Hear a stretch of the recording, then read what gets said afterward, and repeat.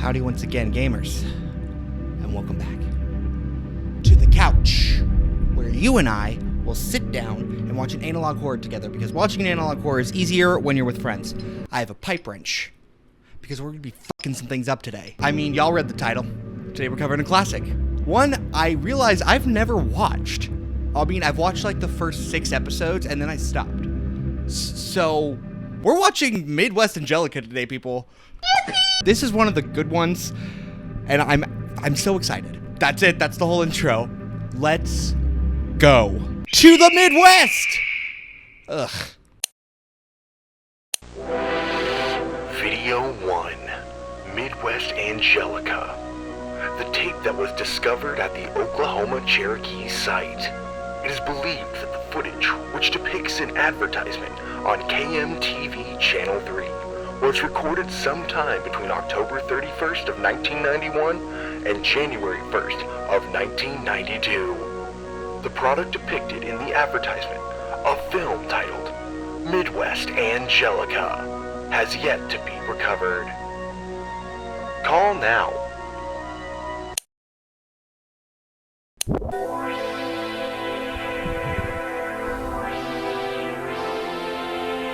In the year 1999, a corpse descends from the cosmos, right into your backyard.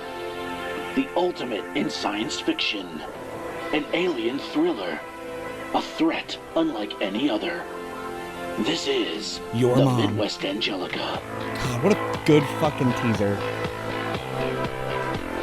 Critics are calling it a one-of-a-kind, a sublime experience into the realm of the unknown. A twister of biblical proportions. Don't hesitate. This is your chance. Call within the next 15 minutes to receive a free poster, along with your copy of Midwest Angelica. My microphone exploded! Shipping and handling. Call now. Oh, that's not a real number.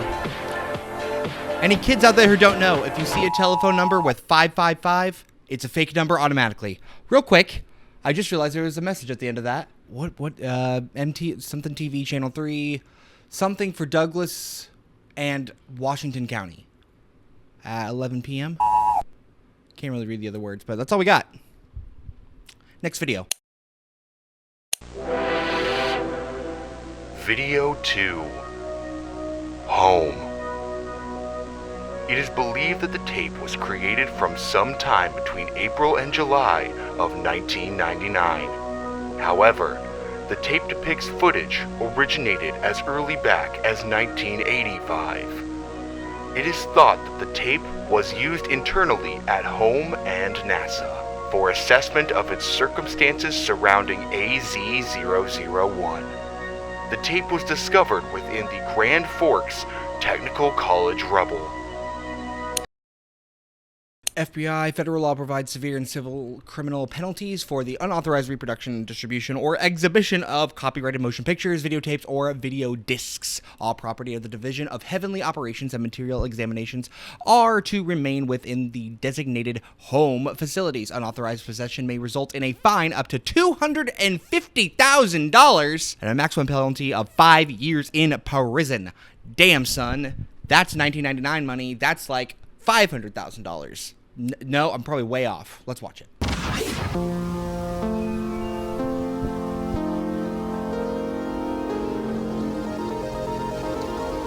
Home.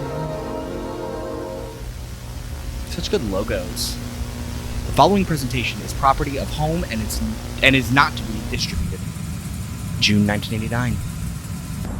Around April of this year, we picked up an anomalous biosignature around Jupiter's orbit. We thought it was some sort of instrumentation issue, but we wanted to take a look, just to make sure. Thanks to the tenacity of our team, we were able to get a good look at it within a month. What we found was, frankly, astonishing. Truly unexplainable. The object, which we've codenamed AZ-001, appears to be 66.3 kilometers in diameter. We still need more data to prove That's that life is massive. indeed thriving on this object.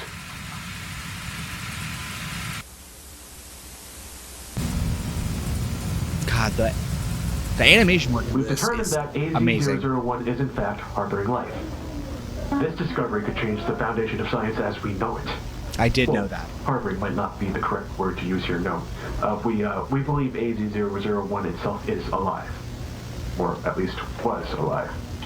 We have reasons to believe that the entity, AZ-001, might be a corpse drifting in space.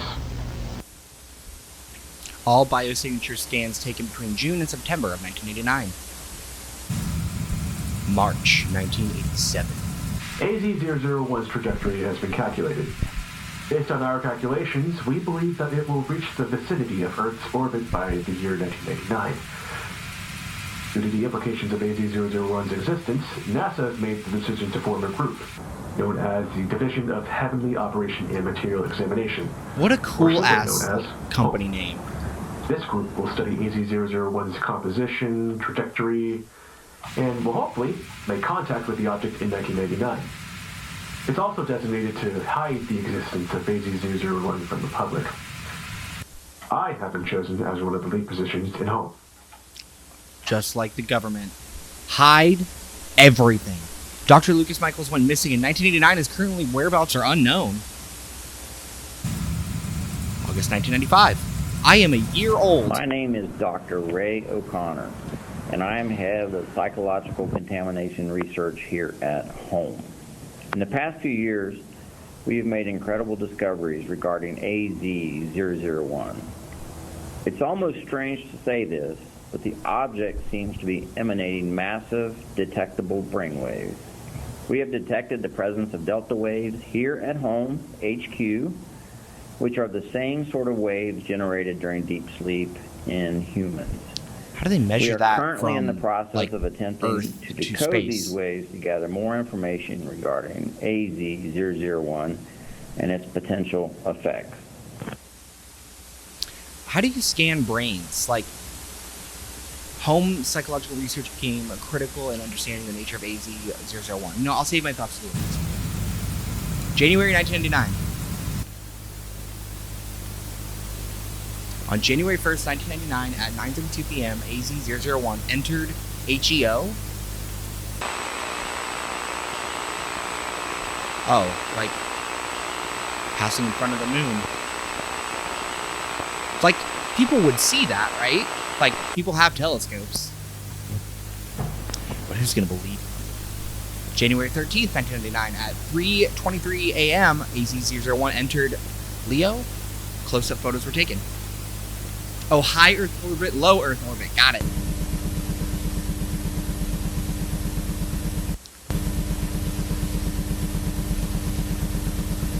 Hey, it's Cthulhu! Even Eldritch gods need vacations too, am I right? On January 16th at 1:26 a.m., a large chunk of AZ-001 was determined to have separated from the main body. The chunk has been labeled AZ-001 Alpha. It got red pilled. That sucks.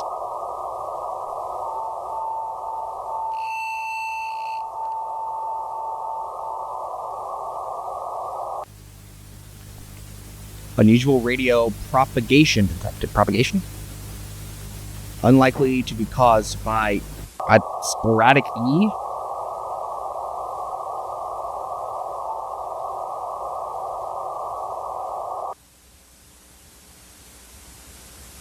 Alpha chunk enters the atmosphere.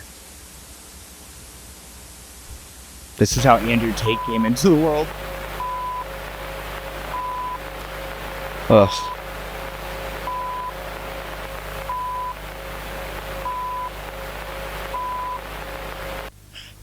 Excuse me. Visual tracking of the anomalous object.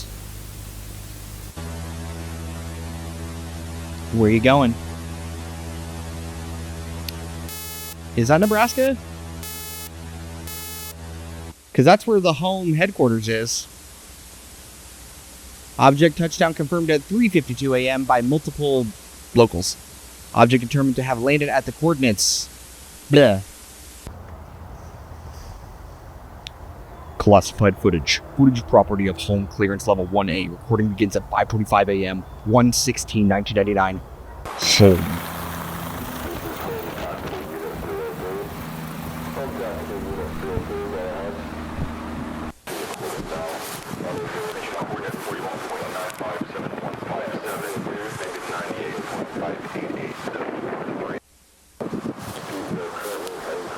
See, at first I was like, why would they have headquarters in Nebraska? And then I realized that it's probably a lot better for like telescopes, a lot more darker skies, less light pollution. But you'd think you'd want to put it like, I don't know. I'm not an astronomer.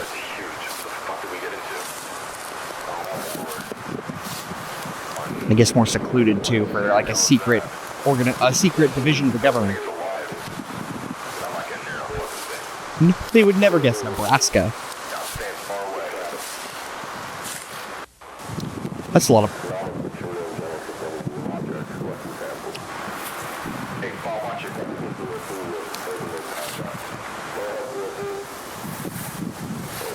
Ew.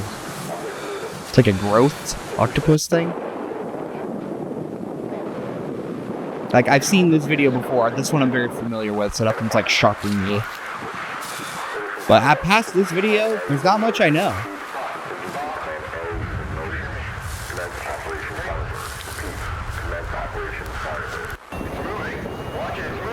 But I forgot about that.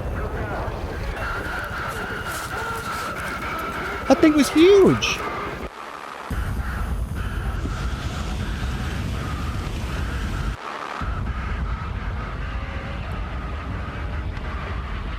Ew.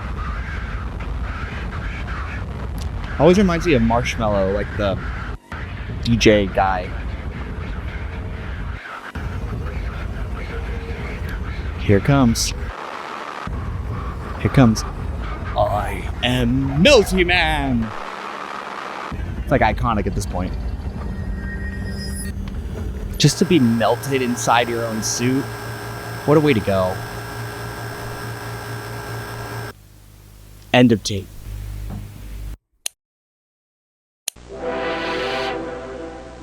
Video 3. Attention. The footage is believed to have been recorded sometime in 1995. No known records of any pesticide tests were found to have taken place in the area shown that year. Just roll into the next one. Northwad. Papa Rico's Pizza. Attention. If you or loved one are living in any of the counties shown on your screen, you are encouraged to consult your doctor or call the toll-free number below for a free evaluation today. Tests of an experimental pesticide containing ingredients linked to insomnia, somnambulism, strange or uncomfortable dreams, and general sleep problems have previously occurred in these areas. What the hell is subambulism? That's a fake word. Oh, okay. So subambulism is just like the doctor term for sleepwalking. Who names these things? It's literally somnambulism. Like some name bullshitism. I said this earlier, but if you ever see a phone number anywhere that says 555, it has to be the 3 555s. Any part of the phone number, that means it's fake. Those cannot be dialed. So I know kids today, they wouldn't know that. So don't get fooled. You get a 555 number, that girl didn't give you the right number. And that means you're a creep. Because she gave you a fake number. So step up, my guy. Areas, and your input is critical in evaluating the product's safety for consumer use. Again, if you or loved one are living in any of the counties shown on your screen, you are encouraged to consult your doctor or call 1-800-555-4663 for a free evaluation today. That's 1-800-555-4663. 1-800-555-4663. Okay, that's a good chunk. So that's about all I've seen up to. I am interested to know how Papa Rico's Pizza is going to come into play. Maybe we'll give some an order. Next video. Video 4. Starfield. Little is known about Starfield Ranch other than what is shown in the footage. Files containing information about the Jones family were received from Home HQ alongside the tape itself, which seems to have been annotated by Home. The files also state that it is unknown how the camera continued operation long after its battery should have been depleted. Starfield Ranch. January 16th, 1999. That's where the thing landed. Rancher Avery Jones is awoken to the sound of his dogs barking approximately at 4:31 a.m. Avery's son, Colin Jones, begins recording shortly thereafter. I mean, if your instinct is to grab a camera and record in 99, that means you have to be, like, into filming, because nobody just has a camcorder that they instinctively want to film stuff. Like, in 2025, oh yeah, everyone's got a phone, everyone's gonna film everything. Colin makes his way to the ranch prairie.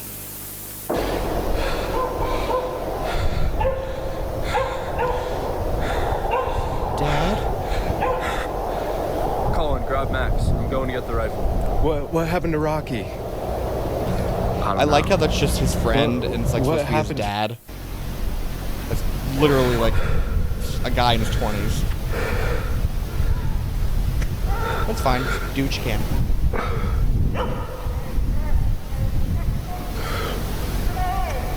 Oh. No.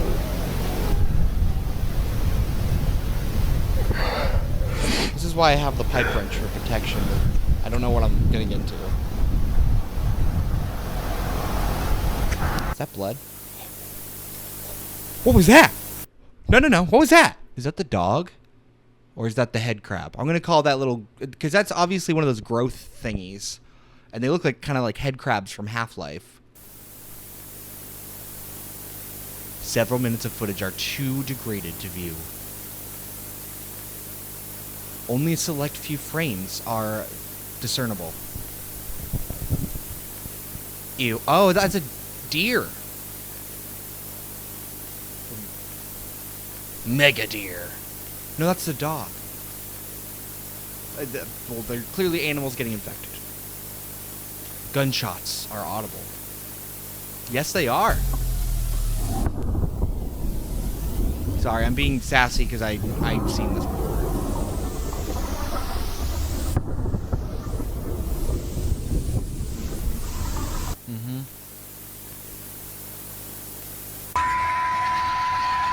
No! Dad! Papa!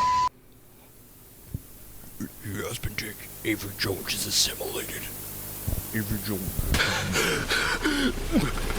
Run, Colin. Is there a partner involved? You got a mom? Second dad? That was gross. That was like a creature thing. Mom? Mom?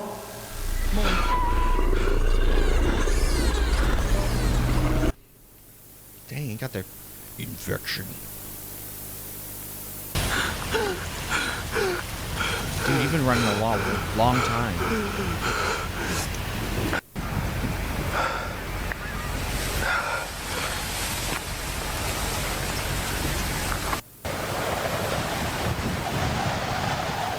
Dad? It looks like a Wi-Fi router.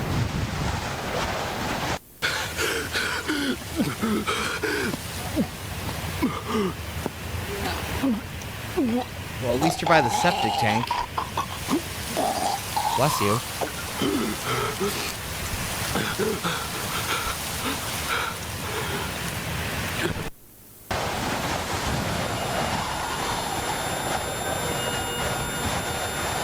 Nah, se prenya, gavaris. Family. Oh, that is your mom and dad. And the dog.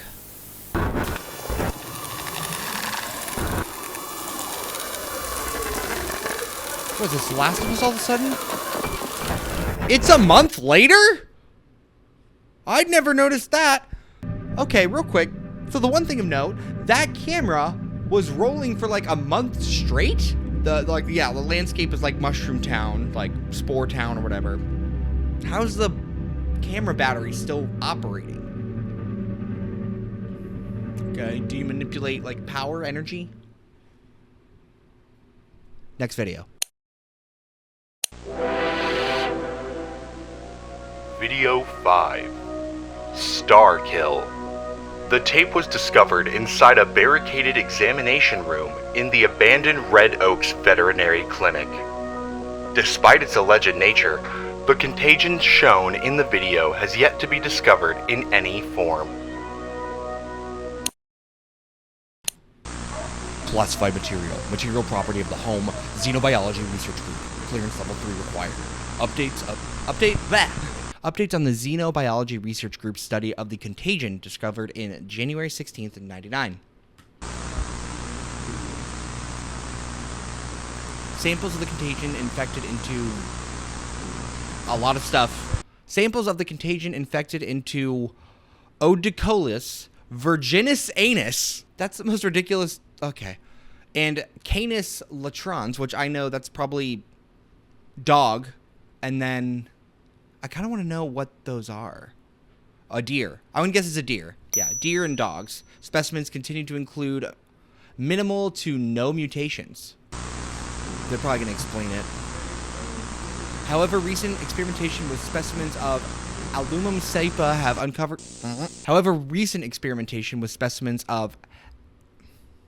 Allium cepa have uncovered how the contagion affects organism cells.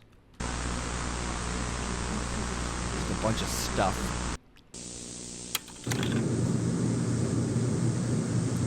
0 milliseconds after infection.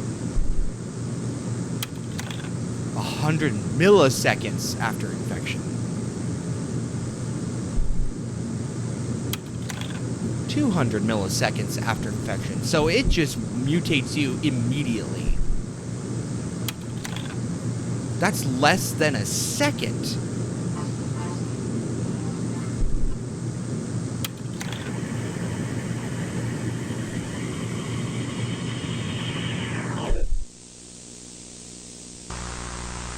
Previous results combined with recent findings indicate the contagion possesses some degree of intelligence. The contagion's intelligent and virulent nature poses a clear and present danger to the entire United States population. Okay, very close-minded of you. How about the world? Like everyone? The species? All species? This is clearly the U.S. government. They're very self-minded. We gotta protect our people, except when we deport all of them. Research personnel strongly recommend the contagion be destroyed on site and by any means necessary. Codename designation. Starfield! I had to. You had to. You know what I haven't been doing? Checking the descriptions. What am I, a noob at this? Am I new to this? No. I should know better. Oh, there's merch. All right. Next video. Video 6. Phantoms. The footage on the tape documents an event believed to have irreparably impeded Holmes' ability to safely study AZ-001. The tape was found inside an underground bunker 12 miles west of Lincoln, Nebraska. One wall within the bunker was painted with a logo similar, but not identical, to the logo used by Holmes. Phantoms. Incident report, case ID, blah. Special clearance required. So this is chronology of events. January 28th, 99, 11:24 a.m. Dr. Andrew Evans returned to Alpha Chunk for further anal ISIS.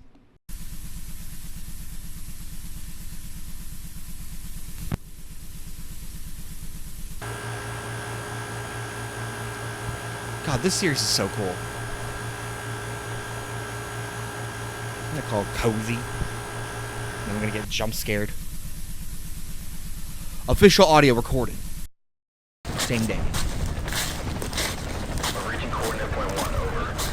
One second.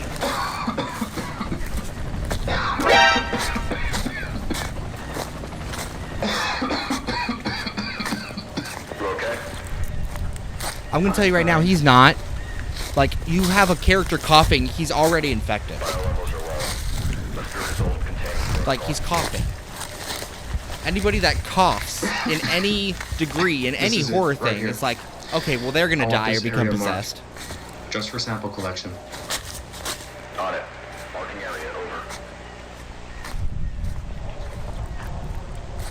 That's all we're going to need. Request retrieval team. Requesting retrieval team at Alpha Chunk Point A. Over.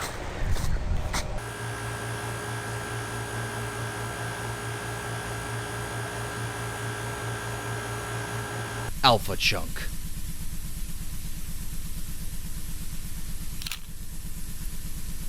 Field photos of Dr. Evans. So not Melty Man.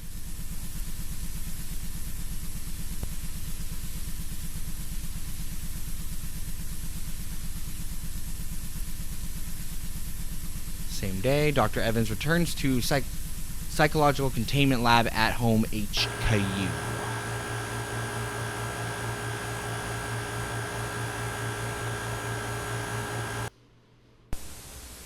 Here it comes.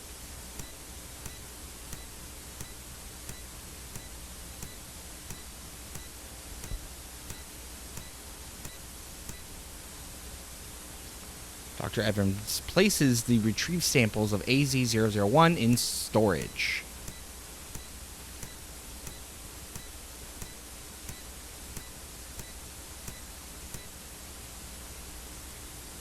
Dr. Evans obtains a container to refill the water cooler, believed to have taken longer than normal to obtain. So I've never seen this, so obviously Dr. Evans just infected the fucking water cooler. Yeah, he refills the water cooler and dispenses at least 2 cups of water.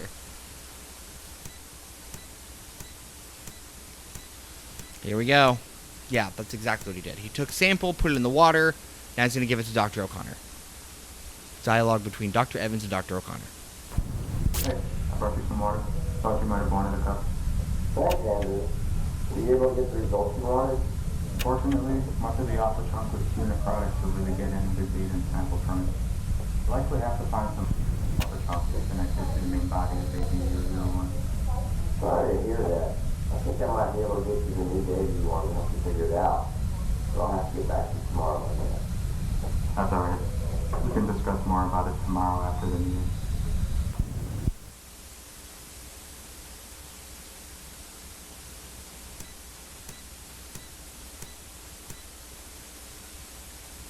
Dr. Evans returns to his desk behind Dr. O'Connor. No further interactions occur. Dr. Evans begins to display unusual behavior. What is he going to start just like tentacles? I mean, I wasn't far off. Your arms snapping backwards.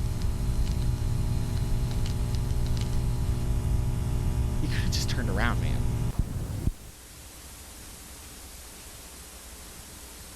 Dr. Evans departs to another part of the home HQ facility. Did you have to break his arms and neck? Dr. Evans visits storage room 3B for unknown reasons.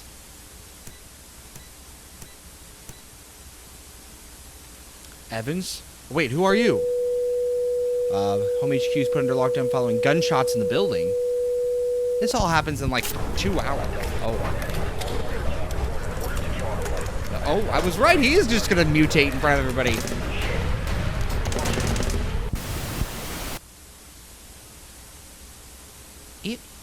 Target terminated. Dr. Evans' body is brought to Central Morgue for post-mortem autopsy. What about Dr. O'Connor? He's obviously infected now. Like, he clearly spiked the water. Like, there's no question.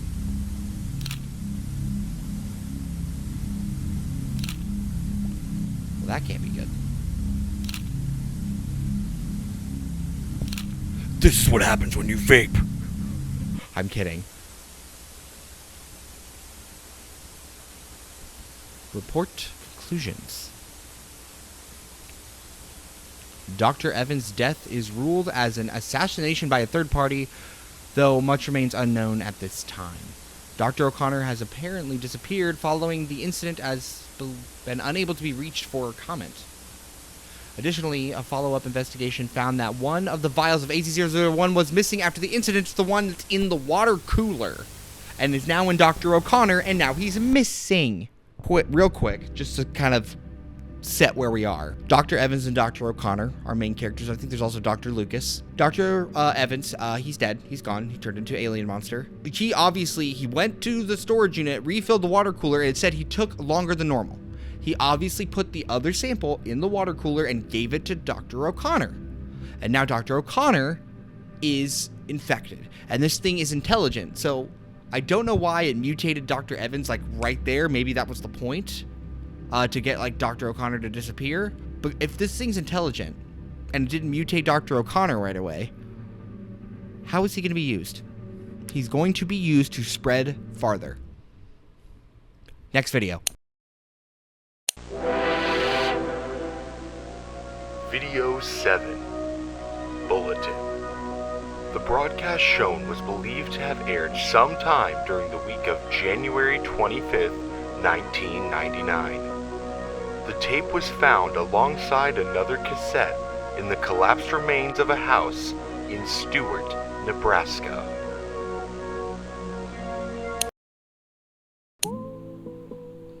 Was there something like right at the beginning? Oh no, it's just upside down.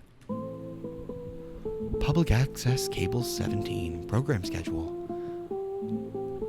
Well, let's read what we got on the schedule first. Public access cable 17 program schedule. Saturday, January 30th. 7:30, Science Showcase. 8, Diamonds in the Rough. 8:30, Music and Review. 9, Meditation Hour. 10, The Conversation. 10:30, Words of Wisdom. And 11 p.m., we'll be signing off. Longpine Midwest Church invites you to their weekly service on Sunday, January 31st from 11 a.m. to 12:30 p.m. The service will also be televised on this channel for those unable to attend in person. Longpine Midwest Church would also like to extend their gratitude to the following individuals for volunteering to assist with this weekend's service: Diana Briggs, John Carlisle, Lindsay Chatfield, Paula Horowitz, Aaron Mathis, Ray O'Connor, David Rhodey, Sarah Withrow. Ray O'Connor, huh? Could that be Dr. O'Connor? Chung Chung. Well, that's obviously him. He's just going to church. There's nothing wrong with that. Nothing wrong with that. He's a volunteer. He's doing good. There's 2 videos left in Act 1, which I didn't think was going to go by this quick, but I think the last 2 are the longest ones. So that means we're going to get a lot of shit going down. So buckle up, boys. And if you're not a boy, we'll pretend to be one for this. Just because. And I'll be you. And you'll be me. We'll Freaky Friday it, okay? What am I talking about?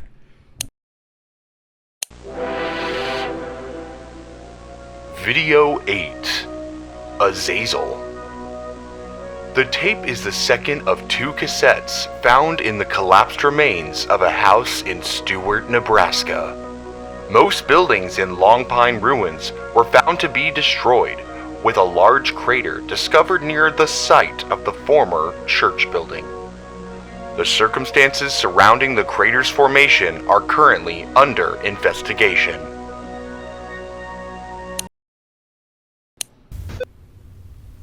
Property of Longpine Police Department. Oh, we're now in February. Okay. The following recording contains accounts of the activities of Officer Sam Page and Officers Andrew Webster on February 11th and February 12th, 99. On the 12th, both officers would be killed in the line of duty. Well, now we know what happened to them.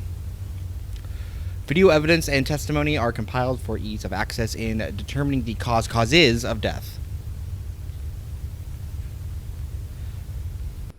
I think we already know what happened. On February 8th at 12 a.m., a missing persons PSA aired on television. Why doesn't he come? I've got everything all figured out. Sorry. Why doesn't he come? Can't trust nobody, nothing. Is Casablanca? I don't know. John Carlisle.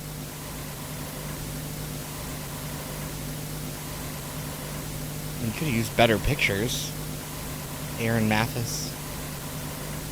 David oh, wait, these are all the people that were volunteering at the church. I recognize Rowdy. Sarah Withrow. Yeah, these are all the volunteers.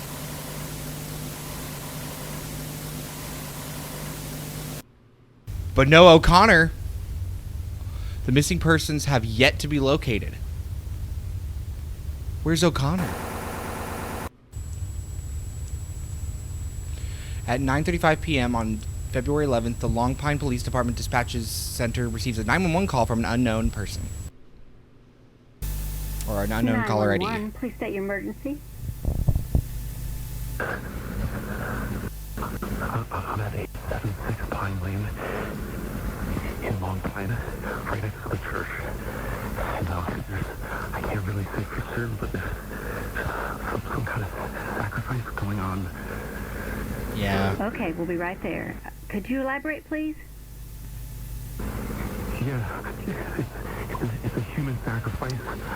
Yeah, I thought as much. It seems to be like a pagan ritual or something of the sort. Okay. Yeah. Just hold tight. We'll be right there. Please stay on the line. Man. Well, of course, to be human sacrifice. Officer Sam Page and Officer Andrew Webster are soon called to the scene. The following photographs and video have been recovered from the officer's vehicle and redacted.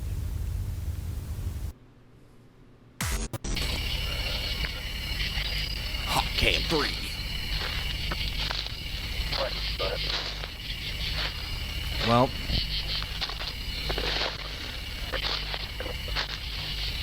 Well, they're obviously going to be assimilated. Whoa, whoa, whoa, whoa, whoa.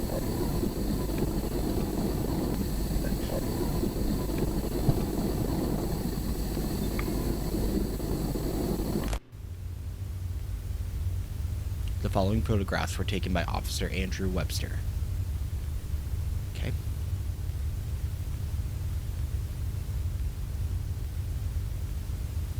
There's a photograph?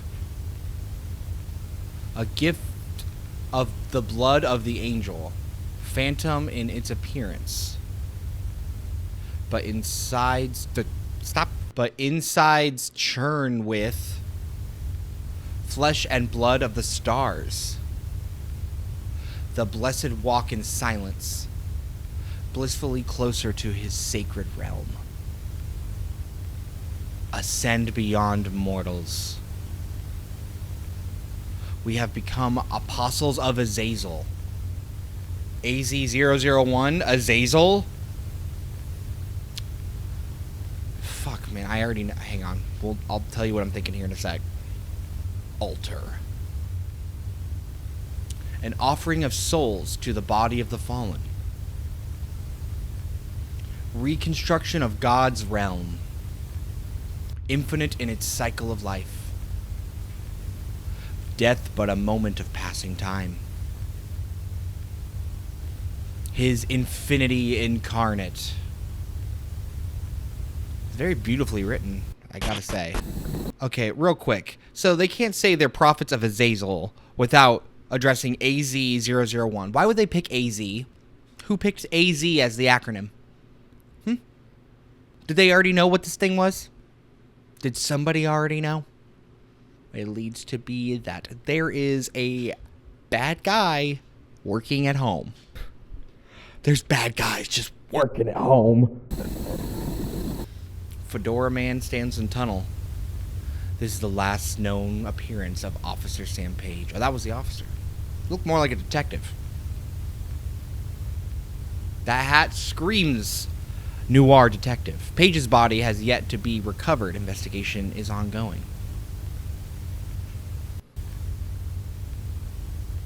Officer Webster continues outside to search for the source of the disturbance.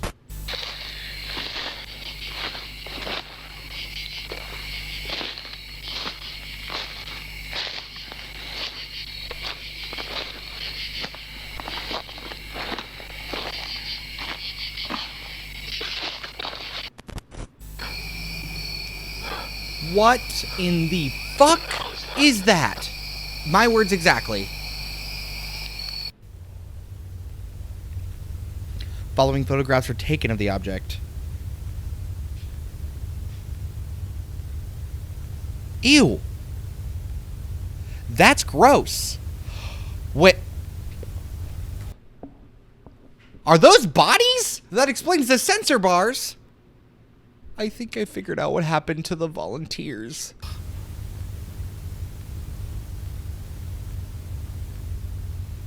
Just a mass of flesh. Good God. It's just bodies on bodies. Oh, it's talking! It's talking! Are they fucking live? Officer Webster begins to show distress as he suspects someone is following him. So signs of distress? I'm sorry, my whole worldview would be shattered. My whole reality would crumble before me if I saw a tower of bodies and flesh that were still alive. I feel like someone's following me. Someone's following you? I feel like someone's already inside of me.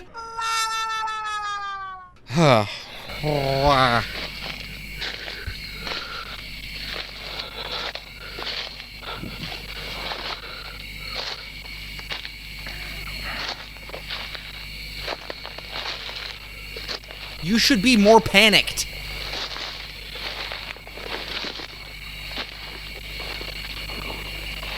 You should be leaving and just never looking back. Like, if I would have seen that, like, no more questions, we leave immediately. I guess you are an officer of the law.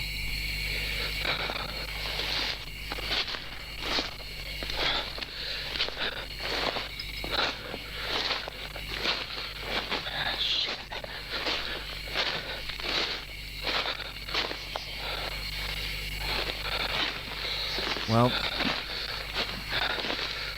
he's about to be assimilated, ain't he?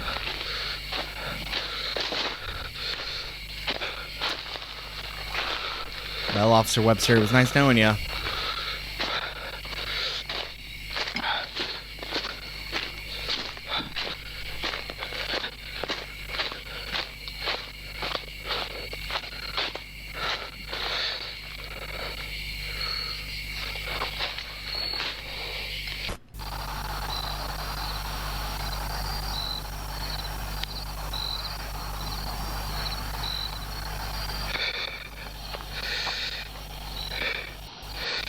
Whoa, whoa. Oh. Ha.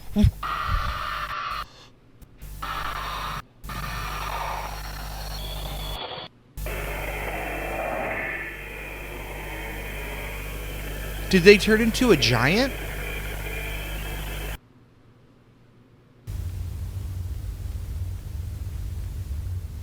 The man seen in the footage has yet to be identified. The man? That was a Titan. Cue the opening song. And Levi just comes like swinging in. You Marleans don't know how to handle these things. I want to watch Attack on Titan again. That's not a man. That's a giant thing. The body of the officer Andrew Webster was found in the cause of death remains unknown. Yeah, because he was just slurped up into the giant man goo. Shortly after the incident, unremarked military personnel retrieved the body along with much of the footage recorded. A CIA operative named Robert Spencer has assumed command of the surrounding area and has threatened the Longpine Police Department to remain quiet regarding these incidents. Which means if you talk, you die. I think that tower of bodies and flesh turned into Giant Man. Next video. Video 9. Stages. The tape was recovered from what is believed to have been the remains of a home convoy on US Route 183. Based on all of the recovered footage, February 23rd, 1999 seems to be the last time any new material was created by the original home group.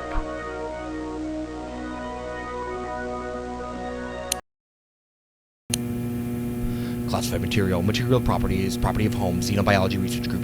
Unauthorized personnel will be shot on site. Observed stages of the Starkill infestation. Okay. February 23rd. Sustenance hunt.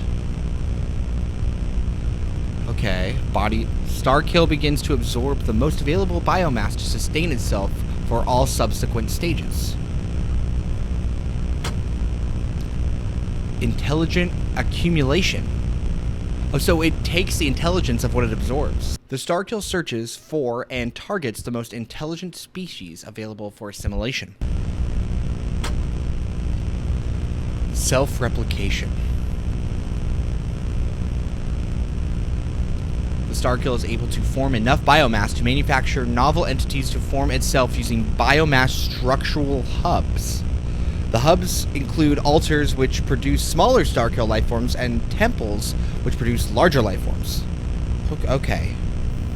The fourth stage has been hypothesized based on critical mass calculations. What does that mean? It is unknown what will occur once the Starkill network reaches critical mass. However, the network is predicted to grow to the following size within a year based on currently available data. What? What do you mean? No, what? We're just gonna watch this now. Okay, well, now that we're in the neon void and we're moving on, I guess, let's discuss what we've watched. We got a lot of lore dump at the end. So, the altar that we found, which is what the officers found, I thought that turned into Big Man. I think that thing just, like, spat out Eggman. Who posted my nudes on Twitter? So, if that was an altar, and it produced a Titan, how big are the creatures coming out the temples? And then there's critical mass, which is just basically giant pounds of flesh across the United States, and probably go across the world, because I don't know why we're only focusing on the US for some reason. My theory is that I think the whole thing that's out in space was originally like some kind of celestial body. Maybe not a whole planet, but like an asteroid or just something that like consumed an entire celestial body in order to traverse the galaxy to find more. And then, like, absorb that. So I think it's originally, like, a planet that has been turned into, like, a living biomass. Y'all know who Junji Ito is, right? I'm sure you have. Like, put up the meme. This hole was made for me. Ha ha ha. Everybody laugh. But he also wrote another graphic novel called Hellstar Ramina, which is one of my favorites, which is basically kind of the same premise. Without spoiling too much, they discover like a new planet and they're like, oh, it's like moving, and then it's getting closer to us, like, oh, it's gonna pass by Earth. And then as it gets closer, they realize this thing is like alive, and it's actually like one giant like thing with a big mouth that eats planets, and it's gonna eat Earth. Highly recommend Hellstar Ramina. That's the end of Act 1. Act 2 starts now.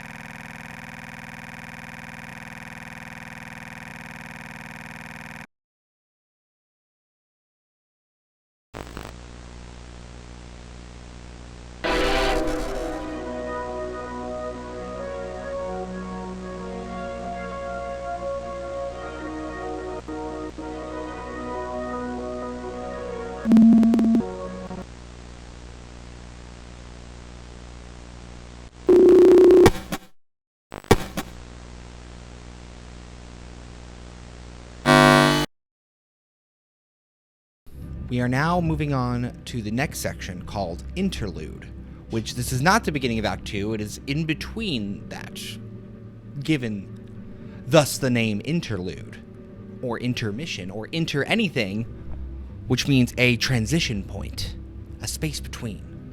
International, that's where that comes from. We are in the liminal space of this series now, and we're going to get some chunky stuff because it has 5 videos and they're all so long. Let's watch. February 19th, 99. Xenobiology Research Group. Psychological Containment Lab. BSL-4 Research Center. Clearance level, top secret. Starkill Research. The process of communication between unique instances of Starkill, including an instance known as AC001, has yet to be fully researched. New findings indicate that communication between unique instances occurs on an information plane parallel to local reality. Those were numbers. Okay, so there's like wavelengths, and it's wavelengths. It's nothing. Audio report from Dr. Stanley Vega of the Xenobiology Research Group in regards While to finding we previously had a associated... rough understanding of how the Starfield infection assimilates foreign biomatter, and that its methodology for doing so seemingly depends on what intentions it has, we, until recently, failed to understand how different pieces of the alpha chunk seemingly all become aware of new information, even if its pieces are long distances apart from each other. Recent experimentation revealed that certain alpha chunk samples animate a unique energy signature not previously encountered in prior studies. We've discovered that this energy signature becomes more detectable in parts of the alpha chunk where large concentrations of what we fittingly called Podolsky neurons are present. Because of their presence in AZ001, we are of the belief that these Podolsky neurons are part of the entity's central nervous system. Specifically, they are responsible for transmitting information signals to different parts of the entity's body.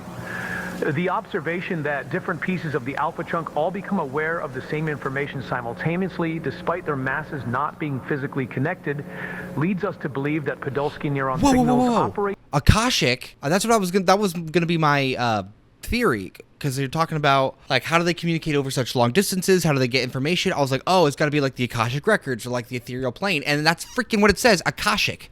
So for those who don't know, I believe it's rooted in Hinduism. I could be wrong. Please feel free to correct me. It's hard to explain. So basically, the Akashic records is basically the idea of knowing everything. All possible knowledge exists in the Akashic plane.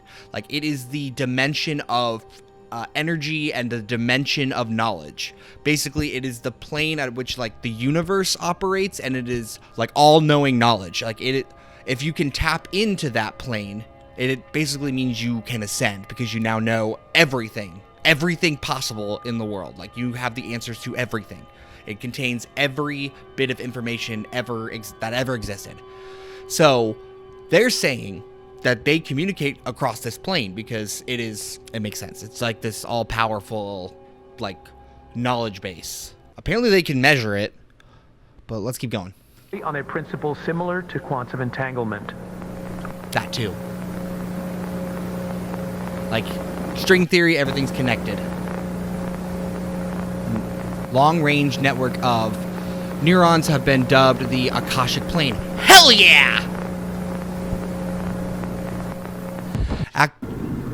Access to the knowledge within the Akashic plane may be beat, because it's the plane where if you can access that, you're able to obtain all of the knowledge of the universe. At least in science fiction and in some, like, spiritual texts, like, you have to be the right person that can accept that knowledge. Because if you access that Akashic plane and basically all of the knowledge of the universe flows into your head, you're gonna die or implode because you can't handle all of the knowledge. Let's keep going. We got a new logo for what? Akashic interaction tests, March 15th. Test participation information, Stanley Vega. Oh, that's the in Chicago. Oh, hang on. I just realized that logo is the logo for the operation of heavenly bodies, I think. Podolsky samples are inserted into the spinal cord via incision in the neck. Ow. 3 samples are administered and results are recorded via EEG. Okay. Test 1.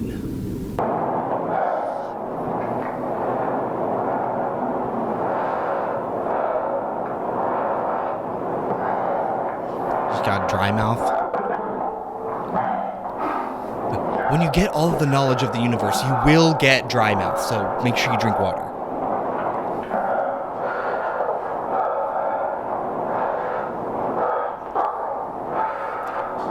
Are you good?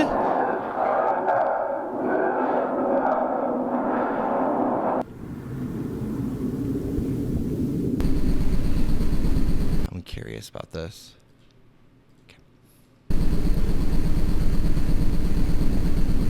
Science! Participant is asked to report thought processes and to re-enter personnel info. Okay, so he filled this out. Stanley Vega, blah, blah, blah. That's a different birthday. That's a different birthday. Yeah, June 7th, 1958. And now is June 7th, 1946. So he got older by like a decade all of a sudden. Participant continues to believe that the test is a screening for infection. Oh, they lied to him?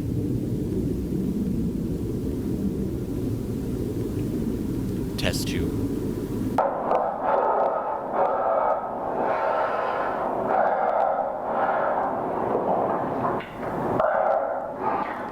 Stop doing that thing with your tongue. I don't like it. Stop.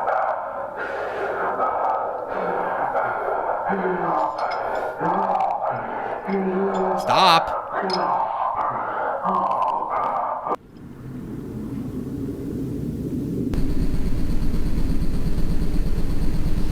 Science is off the charts, but... So, are these neurons John Carlyle, 19... That's... I pray every morning and... None of that was the same. Participant expresses intimate knowledge of a man named John Carlyle. Have we met a John Carlyle yet? I don't think so. Test 3.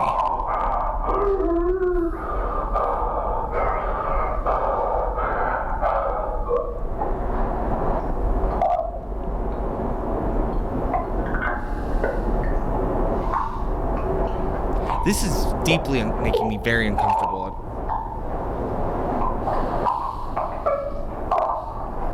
Please stop. Please stop.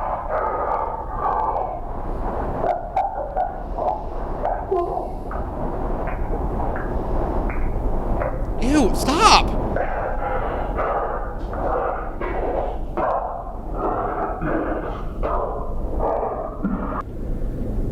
Did you say it's too late?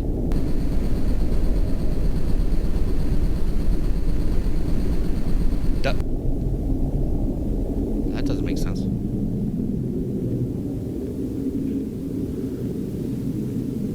Easter, Easter, Easter, Easter, Easter.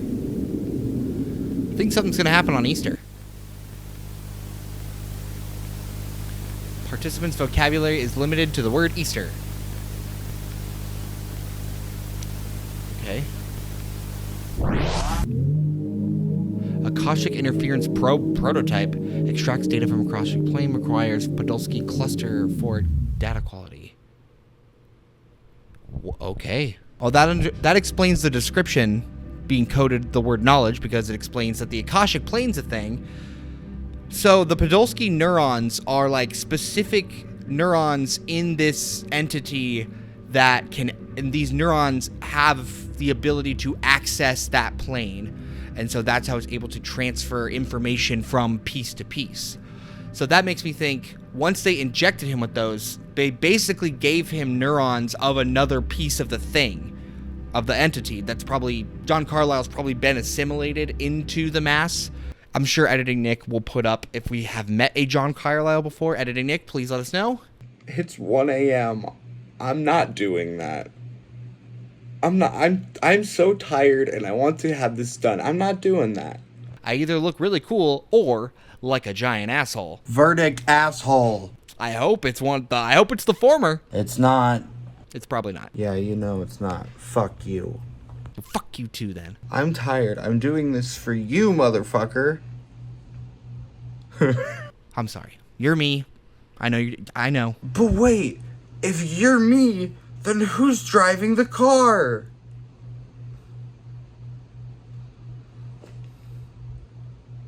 I'm going to bed. So basically they injected him with these neurons, which gave him the memories, I think, of John Carlyle. And I think it was honestly starting to just warp his perception of reality and thinking he was just born earlier because maybe he was thinking about another person that was born earlier. So he just has mental information from a different being. And then Easter. So something involving, it has to be something with like resurrection or like coming back to life or returning. That's what Easter is like when Jesus rose from the dead. So somebody is going to be raised from like the dead or just come back from like Or just come back or rise again. I don't know. I'm so happy I called the Akashic plane. Fuck yeah. Well, that was Easter. Next video.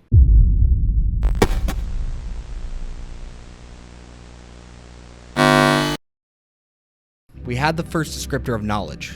This one is betrays or betrayal. Who's getting double-crossed? Wait. Wait. Ooh, is this, I don't know, I just thought of it. So what if, so you know how I said back before that if Azazel is the name of the thing in space, and Home predeterminately labeled it AZ001, obviously that stands for Azazel. Like that has to be it. If the theme is betrayal, are we gonna learn who that mole was, or who was the plant in the government all along that knew this thing was called Azazel? Also, Azazel is a fucking cool ass name. I think it's a real demon name. To Google! Internet! So, Azazel refers to a type of goat that is sent into the woods during Yom Kippur, or the Day of Atonement, which is literally means the scapegoat. Holy shit, is that where that comes from? Because of the Yom Kippur, they would send a goat into the woods to give to Azazel that resided there and save them from being killed or eaten or basically killed off or possessed by this demon, so they would literally give it a scapegoat. That's the more you learn. Now we know where the word scapegoat comes from. Thanks, Judaism. Let's watch this video. I had to learn where the word scapegoat comes from.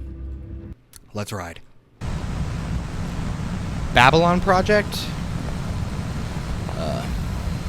Home. Oh, we're in Home HQ. The Babylon Project. Home Delta. Okay, I was wrong about the logo. Today marks the 12-year anniversary of the Babylon Project and the founding of Home Delta. The date is March 13th, 1999. As director of the Babylon Project, reporting to the General Commanding Director of Home Delta, I, Dr. Robert Spencer, am obliged to construct this full report detailing the Babylon Project's progress as of March of 1999. Since the Annunciation event on January 28th and the subsequent elimination of Dr. Evans, the contamination of Home HQ has continued to progress at an exponential rate. Okay. We estimate that around 75% of Home staff have been infected and continue operation as phantoms. Further, through routine checks of Home HQ, we have determined that the Starkill biomass has reached the Temple classification. We believe that Wraith classification entities may be birthed by the Temple in as soon as 12 days. My recommendation would be to gather the final samples for research and begin Operation Homebound promptly. The Deathbringer squads are prepared for immediate action. The Deathbringers? Dr. Robert Spencer and Dr. Gamma Churchill meetings Babel site. Dr. Churchill, we're preparing for the final descent into Home HQ now. Mission will commence in 48 hours. Good. Spencer, I have a request. What is it, sir? Dr. Stanley Vega of the Xenobiology Group has been researching the Akashic plane. I need you to retrieve him and his work, but under no circumstances should you allow him to learn the true nature of Home Delta. Understood. What is going on? What should be done if he's already infected? He won't be. He works in the BSL-4 lab. We've determined that sector to be clean, and it's projected to be clean for at least 10 more days. If he's visibly infected, eliminate him. Otherwise, Churchill, you know too much. To determine if he has phantom blood. Retrieve his lab assistant too, Dr. Solomon Ezra. Same rules apply. If you don't mind me asking, sir, what are you planning with him?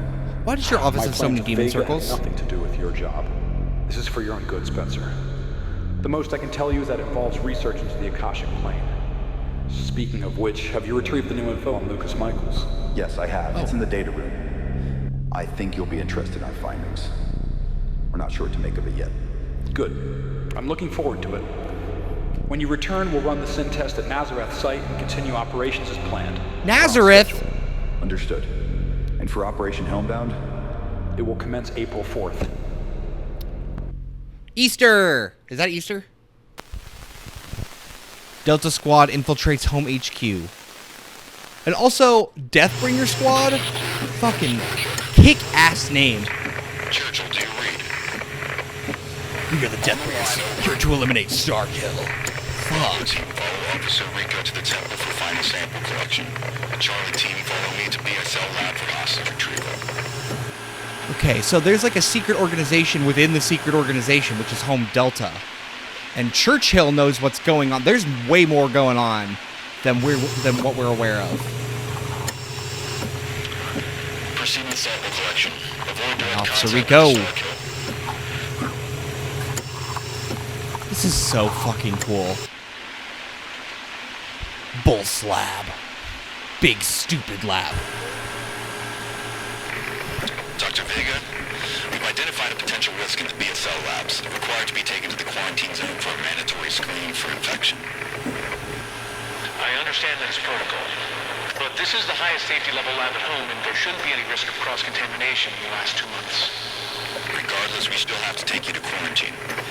Where's your lab partner, Dr. Ezra? He was transferred back to the main facility. That's okay. We'll pick him up along the way. Bring your research materials and maybe place in quarantine for a few weeks. Wait, what? A SIN test performed at Nazareth site. What is SIN? First patient, Dr. Stanley Vega. Yeah, we know that. He had the... Okay, Dr. Vega, I'm assuming you're familiar with the process of a SIN test, correct? That's correct. Okay, great. So I'm going to ask you a series of questions and you are to answer truthfully. Once the test is complete, we'll know if you are infected or not. That being said, here's the first question. It's Christmas morning and you're with your family. Your wife hands you a wrap gift. What do you do next? Well, of course, I'd thank my wife and open the present, carefully unraveling the ribbons, and then I'd probably give her a hug. Next question. It's early in the morning and you see a Okay, that's a UFO in beta the sky, answer. illuminated by the light of dawn. What are you thinking? I'd probably be a bit confused, but I'd probably think of it rationally. Could it potentially be a balloon, a plane, a helicopter? A UFO implies that it's merely unidentified. It could be entirely prosaic. Okay, last question. You have decided to participate in a charity event for your local church. Why did you make this decision? Well, I was born and raised Catholic, and I think if I had the opportunity to give to those less fortunate, I would. Thank you, Dr. Vega. Okay. Your results came clean. Please exit to the door on your right and remain seated in the Okay, waiting room isn't until that you are what- called. Thank you again for your cooperation. Very weird answers, but the church thing implies, like, if you're getting volunteered to go to a Ezra, church, are you familiar with the SIN test? don't do it. Yes, I am.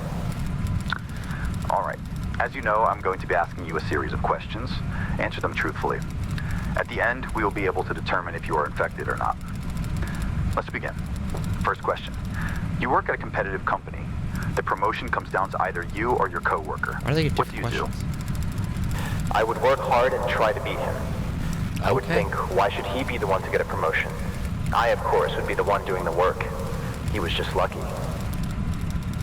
Okay, Next fuck question. you. It's a Saturday night and you decide to cook dinner for the whole family. What made you make this decision? If I were to do that, it would be because I was hungry. Okay. Oh, Next. no. You see a man and woman embracing each other in a field. There are white clouds dotted against a blue sky. What are you thinking at this moment? I don't know. I'm not sure. Why would I be in the field?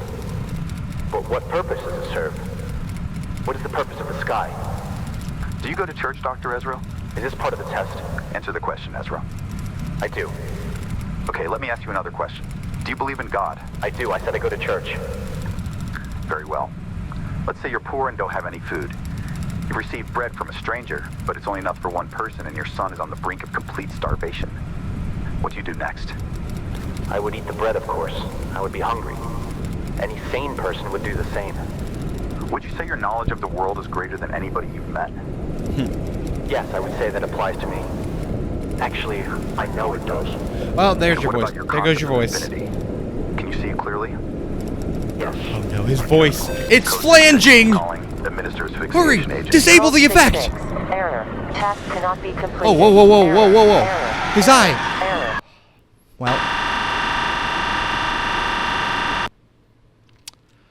Well, he was a dick anyway. Hello? Okay, medical report. Dr. Robert Spencer. Infection site.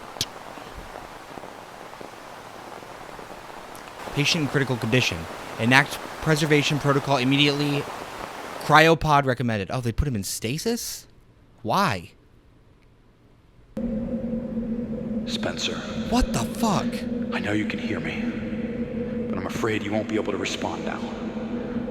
This wasn't according to the scenario, and I shouldn't have let Ezra into the Nazareth site. Okay. Fortunately, Ezra okay. Sorry, I got that so confused. I thought they put Ezra in stasis, but Ezra mutated and infected Spencer, and they didn't want to lose Spencer because they need him, so they froze him before it got too bad, I think. Also, they're just straight up building the Tower of Babel, like the Tower of Babel. Why are there so many Babel themes right now? I literally just covered Angel Engine that also talks about Babel. And also, one of my favorite series, which I've debated on covering here before, but I've watched it multiple times, is... There's also another series I want to cover, and it just got a season 2, and it's all done, and I haven't watched it yet, but I love the first season. It's called Babylon by Anomaly. Let me know if I want to watch that one, because I've seen the first season multiple times, so I can watch it in earnest with you all knowing that I've seen it before, but there's a whole new season I want to see, and I'm very interested. So let me know if you want me to cover that. Eliminated, and the Nazareth site is under strict lockdown. Unfortunately, because you were infected, the best we can do is slow the infection as much as possible. Which means we had to put you into cryosleep. Your knowledge is too valuable. Listen, Spencer.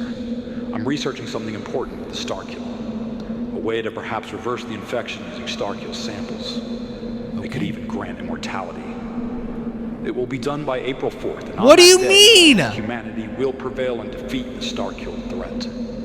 Project Babylon will be complete, and we will then be able to initiate Operation Homebound. Homebound? In my effort to understand the cosmos, I made a grave mistake, and I'm only now seeing the weight of my sins unfold before my eyes.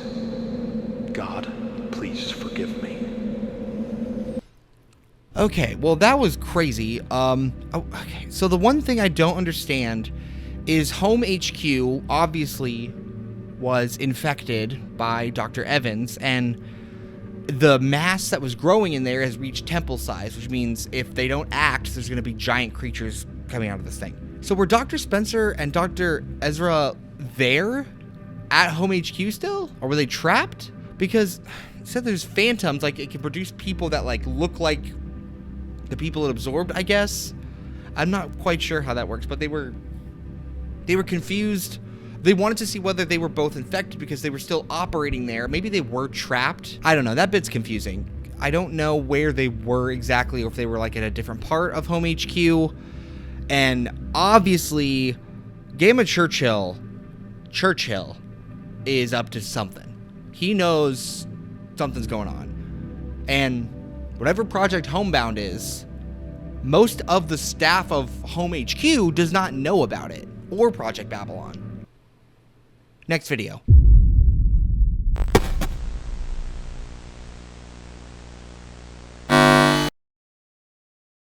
Hello. You're gonna sit right behind me? Really? The trash man. So I did see a comment that was kind of cool. If you put the codes of each of the interlude videos together, it says, so far, knowledge betrays man. Something to think about. This reminds me of this so much is giving me the same feeling I got when I did Chilling Abyss's Arcadia, which is one of my favorite ones. It's also the first one I covered on my channel. Like it has a very special place in my heart because it got me. It got me so good. It was so good. And this is giving me that similar vibe. Archive 1. May 23rd, 86. Okay. It's from the archive. So this has been around since the 80s. Well, that's when they discovered the thing, I guess. What the fuck? That's an altar. Flood system. Michaels. What do you... let's start that over. Flood system terminals. Michaels. What am I looking at here? Churchill. A reconstruction of the brain image obtained while you were sleeping. Does it look familiar to you? I occasionally see things like that when I'm dreaming, yes. And you said that this started on April 5th, 1985, correct? Yes, the day we found AZ-001, the anomaly orbiting Jupiter. About that, do you believe it has any correlation to the dreams? I'm really not sure. The rational answer is no, it does not. Something about it disturbs me, almost like it's speaking to me. Sometimes I feel like it's somebody else's entirely. Elaborate. I can't really describe it correctly. It's like I've been here before, but it's a really long time ago. Before the beginning of the universe, even. I can almost see my life from back then. But it's not my life at all. Dr. Spencer has worked in occult research in the United States intelligence community for nearly a decade. My background is with psychoactivity drugs, psychological research, and we're highly involved in this field of research, and we take reports like this very seriously. So you two know what's going on then. We don't have quite enough data to give you a clear answer just yet. We need more reconstruction scans to form a better understanding of your situation first. This could entirely prosaic still. In the meantime, we are appointing you as head of a new organization to study this anomaly. This organization will operate in coordination with NASA and will be funded by the United States government. Your team will be assigned in the coming weeks with In the meantime, we are appointing you as head of a new organization to study this anomaly. This anomaly will operate in coordination with NASA and will be funded by the United States government. Your team will be assigned in the coming weeks with operations starting by the end of the year. We look forward to working with you. Likewise, Dr. Churchill. Image reconstruction. So, obviously, his brain scan has a freaking altar inside of it. Home begins operation of March 1987 and is led by Dr. Lucas Michaels. Home Delta begins operations March 13th, 1987 and is led by Dr. Spencer and Dr. Gamma Churchill. Dr. Lucas Michaels is never made aware of the existence of Home Delta. I knew it, because he discovered the object and then it immediately got in his head. Okay, 99, back in February. Project Babylon Evolutionary Phase Overview. AZ-001, or the Starkill, whatever you wish to call it, is a collective hive mind. It's one singular organism. It's all connected, and it speaks to itself telepathically. What might have appeared as the rotty organs of a once-forgotten deity has now shown its true colors in the form of a highly advanced singular organism comparable to a... I think that's the definition of the Akashic plane. The Akashic plane is an extra-dimensional communication network utilized by Starkill to communicate neural signals across the entity, its own biological system even. It can even communicate long distance apart. Cool. A supercomputer. Through this network we're calling the Akashic plane, which we've derived from the anthroposophic theory of the Akashic records, AZ-001, the evolved god, can contain and process memories of everything that it has ever assimilated. As such, its intelligence and wisdom is beyond comprehension. It is an evolved life form, to put it simply. Humanity in its current state has no way of even entertaining the possibility of a fair fight. AZ-001 is simply better than us on all fronts. That's why we began Project Babylon here at Home Delta. Okay. That's why we're prepared to level the playing field by bringing humanity... Alright, I want to try and read this. Tower of Babel. Tower of Babel construction designed at Babel site, blah, blah, blah. Property, blah, blah, blah. The Tower of Babel is a mass communication network using a neural network Akashic plane and is capable of 21 zettabytes of storage capacity. I'm sorry, we're talking zettabytes? So you got gigs. That's like the thing we all are working with in our current day and age. Then you got terabytes, which is like 1,000 gigabytes, or roughly. And then after terabytes, I think it's petabytes, which is basically like 1,000 terabytes put together. I don't know what a zettabyte is, if that's even real. To Google! Internet! I just looked up what a zettabyte is. I don't think that's possible. A zettabyte is 1 billion terabytes for 1 zettabyte. They have 21 of those. That's insane. 1985 they had this? What the fuck? Okay, moving on from that. It is capable of 21 zettabytes of storage capacity and is a mechanical, biological grown with a mixture of Starkill cells and human brain cells. So it's biomechanical. Oh my god. They're literally creating the monster of their own destruction. This thing is going to kill them. It's going to kill everyone. Literally, it's the Tower of Babel. Oh my god. Humanity to its next stage of evolution using the Starkill's own biological framework. Evolution has been the mission of Project Babylon since the very beginning. But now, thanks to the results of the home experiment, we've gathered enough data to begin the first tangible steps of this artificial evolution of humanity. They're trying to evolve humanity. Okay, February 26th. Deathbringer training overview. What the fuck is that thing? Stop! For one, that looks more like a pyramid head. Badoom ching. Gladiator type configuration. Akashic dome. Receiver. Cyber mimetic neutral interface. It's called the Lightbringer. They're wearing a thing called the Lightbringer, and it's a gladiatorial type configuration. It receives inputs from the Akashic plane. So it's like a communication device. Starkill Reanimate. Cyber enhanced. Collective Starkill samples from Home HQ have provided this framework for combat simulation entities. Live neurons controlled via Akashic frequency controller. Okay, so like they're literally harnessing this Akashic plane as like an internet connection. Like, it's like a neural network, or just think of it like a Wi-Fi internet connection. That's how they're using this Akashic plane, because it's that powerful. So they're able to control this thing to train the Deathbringers. Oh my god, I just realized why it's called Coliseum. There it is. Okay, Coliseum site. Home Delta Advanced Military Training Facility. Yep, that's what I thought. So they literally... It's in Columbia, Montana? Come on down to Montana. We got the Deathbringers, we got the Starkill, and they all fight in the Coliseum every Tuesday night. It's quite the show. They got Coors Light on sale. Hive Mind edition. You drink it, you can read everybody's thoughts. It's terrifying. You should come down. Live training against received samples. Oh, Missouri, not Montana. Same accent.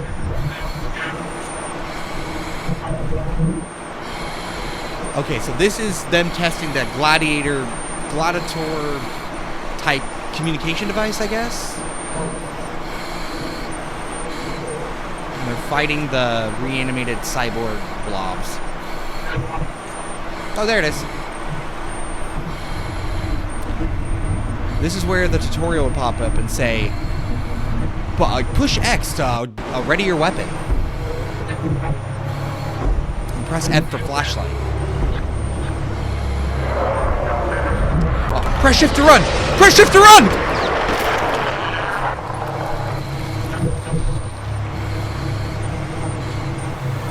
Slayer. Did they kill it? Nope. Maybe it broke free of the cybernetics. Yeah, it's dead. We hardly knew you. March 4th. Starkill stem cell properties. Okay. Starkill stem cells, when properly introduced into a host organism, can actually fortify the host cells. Can fortify the host cell's natural resistances, as well as promote rapid cell regeneration upon cell death. So stem cells are different than the initial Starkill infection, because in less than a second you're infected with Starkill and become a blob creature thing. So I guess if it's a stem cell, it can go and basically is like a super juice, I guess, because since it's a stem cell, it doesn't have a identifier yet, so it just does everything, I guess. That makes sense now, because Dr. Spencer, when he was talking to Dr. Churchill in the Satan Circle room of hell in front of the Babylon Tower, he said he might have a vaccine that might be ready soon, and it might even unlock human immortality, and I think this might be what it is. All right, these augmented host cells could hypothetically increase human endurance to physical damage, aging, and disease, as well as provide immunity to subsequent Starkill infections. It answered my question for me. So they basically just found the Fountain of Youth. Most test subjects were killed in the process of Starkill cell integration. Infected and amalgamated, organs liquefied, cellular breakdown, skin melted. So many side effects. Recent tests have resulted in survivors aided with cybernetics. Cyborgs? Acceptable. Where? That's a spine. That's a stormtrooper. These biomechanical soldiers form the backbone of Home Delta's military. So they made cyborgs?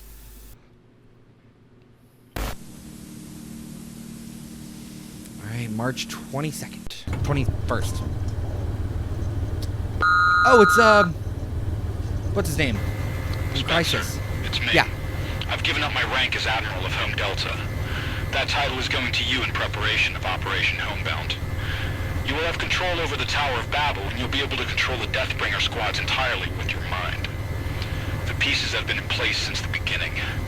It's unfortunate that you ended up in this state, but this is the only way.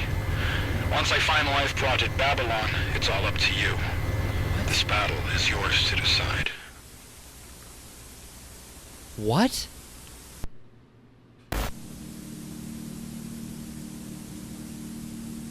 March 28th. Protocol 17B enacted.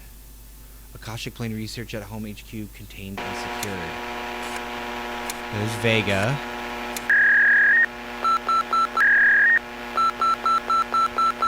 Just burn it all down!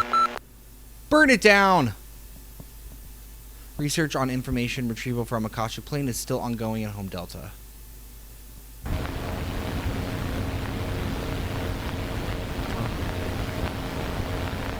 Okay. Okay.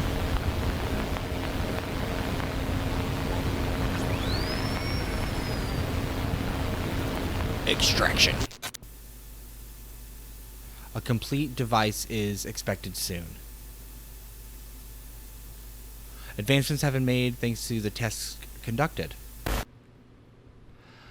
Can't make an omelet.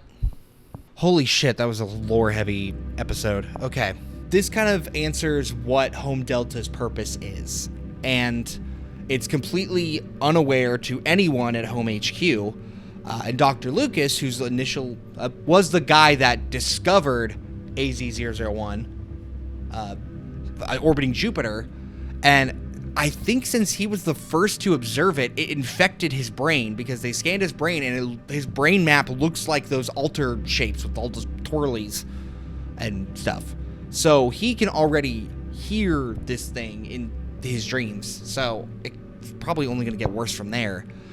So at that point, they immediately formed Home Delta and started like observing Home HQ as like its own testing ground. Like a secret organization was formed by the US government as a test for another secret organization that was watching the secret organization. Secrets on secrets. So Dr. Lucas, I don't know where he is. I think he disappeared.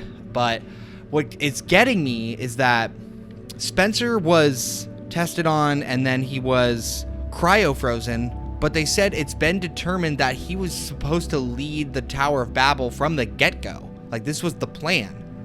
Like, clearly they are trying to get the secrets of immortality, and they were talking like, we're gonna move humanity into its next phase of evolution. Buddy, if I've watched enough of these series to know for a fact, and to know without a doubt, if you're trying to force any type of evolution, or any type of bio-enhancement on humans, you're gonna piss God off, and things aren't gonna go well. They're trying to like harness this thing's Akashic like neurons to make, I guess, super soldiers, which they did, which are the Deathbringers, which are hive mind biomechanical pyramid head things with still has like its own decentralized hive mind. So they each have their own autonomy but can communicate through the Akashic plane and have knowledge of each other's existence while still operating as their own, I think. Because he said that you can control the Deathbringers with your mind, which is like telepathy, which makes sense. Holy shit, this is so good. The Babylon Tower is like a big communication array for the one dude to control. They're trying to control everyone. They're trying to take this thing and use its power to control everything. I think someone discovered AZ-001 before Dr. Lucas, and it got to them, and Azazel has it by his balls, and he's controlling him. He's in charge of Home Delta, whoever. It's either Churchill or somebody. Somebody is a big bad, and is controlling stuff from behind the scenes, and is trying to get all of these organizations to get this power together so he can control the world, or control the world for Azazel's arrival. I'm either on the money, or I'm going to be proven horribly incorrect, and I can't wait to find out. Next video.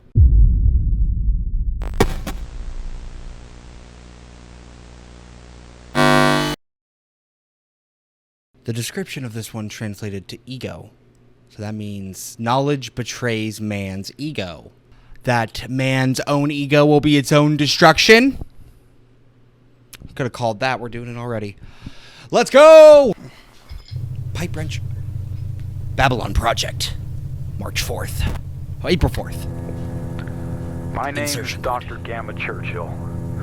The date is April 4th, 1999. Easter Today, Sunday. the Babylon Project will be completed. The Starkill stem cell insertion into Dr. Spencer will occur at sundown, making him potentially the most powerful human being in history. Oh, so they wanted to put him in stasis. Following this event, the Tower of Babel will activate, linking the Deathbringers' minds into the local Akashic network.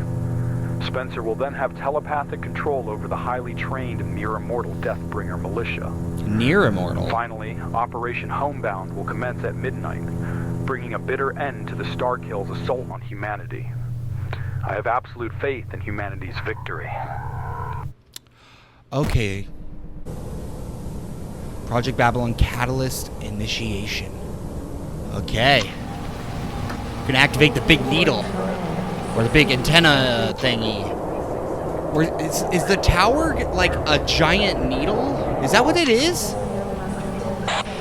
Dr. Aaron, keep monitor 4 on the main screen. We're waiting on the all clear for insertion. Roger that. Oh, no. They're injecting... We have a safety clearance. The Bacterial Spencer. contamination threat is 0. Infection site has reached standstill. Akashic team is running final checks on the tower now. So they're trying to do this fast. 15 seconds? Clock is running. On my command, begin the insertion protocol. Ready. T-minus 5, 4, oh boy. 3, 2, 1. Mark. Oh, that was a good shot.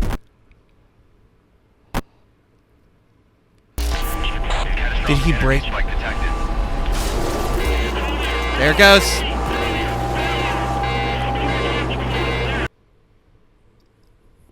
Oops. Huh! That's what it meant. Spencer's gone.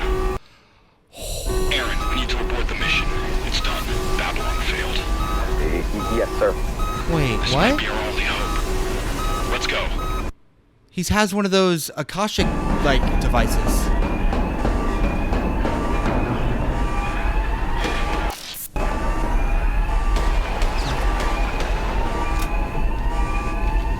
Dude, this is insane.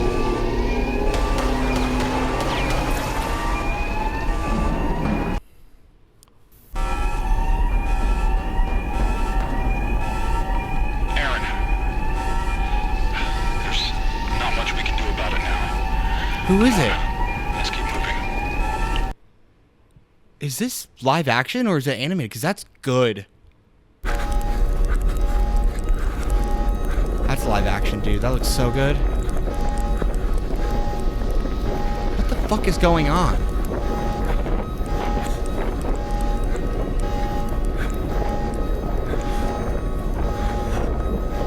Is the whole world about to, like, discover what this is? What the fuck?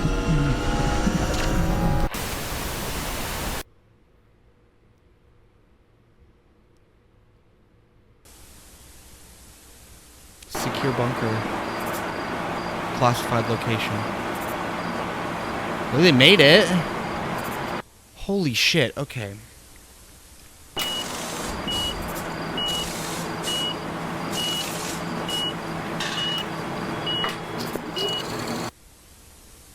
We need to work quickly. I'm setting up an Akashic receiver node to listen in on the commands given to the Deathbringers. I'm sure the Starfield is going to use them as some kind of pawn. Are we safe here? For now, yes. I set this bunker up in case of an emergency. I'm the only one who knows it exists. Who are you? While I set this up, I want you to start processing the video logs. Was that Churchill? We need as much evidence as we can get to deliver to the Pentagon. Yes, sir.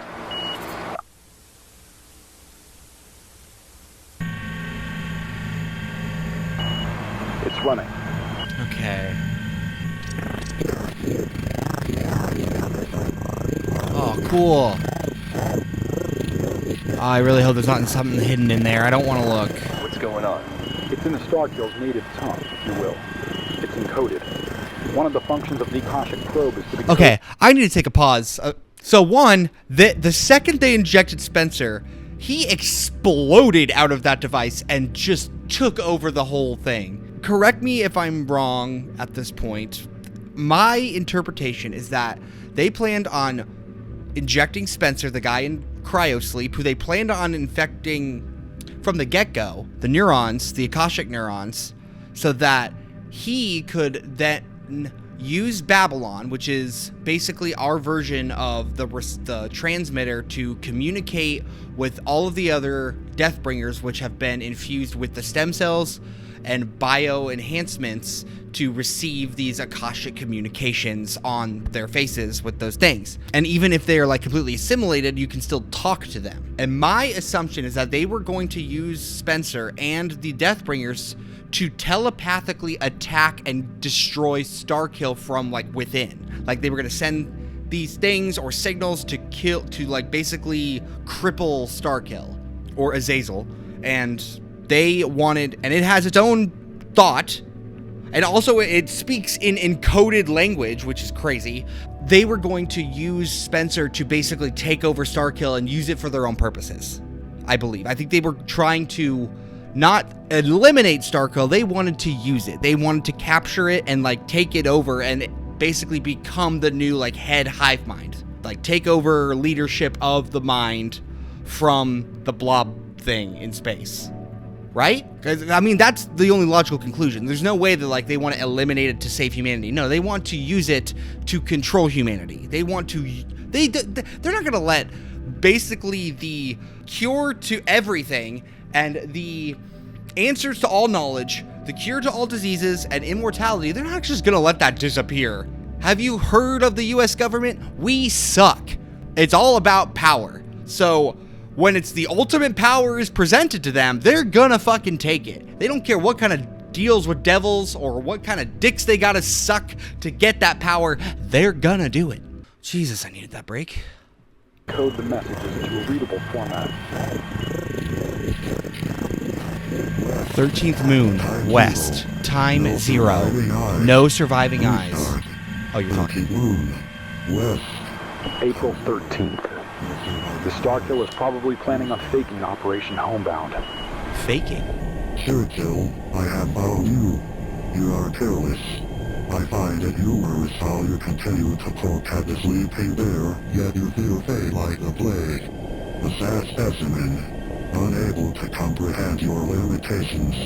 I must remark, the toys you left me give me great delight, as if to look upon a child's crude drawings. They are almost completely useless, save for the creation of a veil to act as a magician's toolkit. A veil to mask the truth to your governing body. Once your toys have served their temporary purpose, they shall be discarded.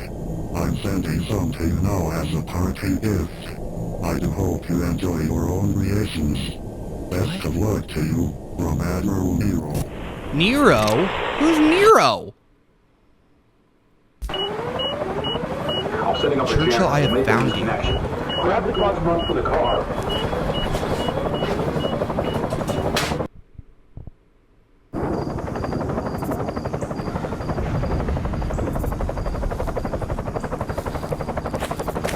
Wait. Who sent... So, Nero sent the Deathbringers? Those things look so fucking metal. Metal as fuck. They're here.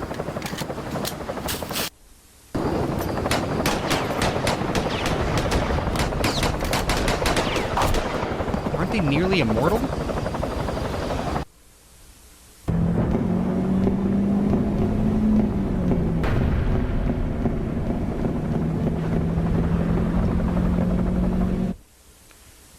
Is Admiral Nero like the big bad behind the scenes, I was guessing? Was I right?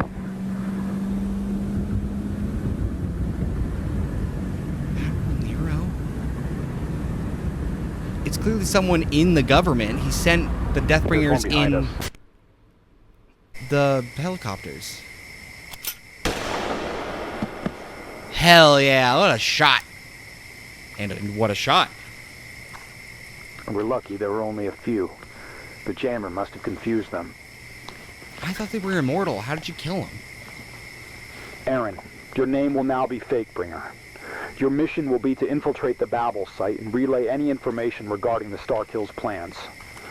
The suit will protect your biosignature. From there, we will begin our retaliation. Sir, I'm willing to die for humanity. May God bless you. Okay.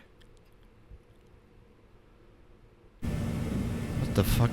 Babylon Project log, director, Game of Churchill. Yeah, so that was Churchill and I'm in a secure Aaron. location. No Churchill's the good transmissions guy. in or out. As of an hour ago, Fakebringer has completed the first infiltration attempt. He has successfully entered the facility, obtained information, and exited, meeting me at a rendezvous point to relay his findings. According to Fakebringer, Nero is planning to set up a conference after Operation Homebound with the Secretary of Defense and members of NASA administration in attendance. It is here where I'm going to make my first move. A declaration of war to Nero. From now on, my name shall be Piso. Nero will know what that means.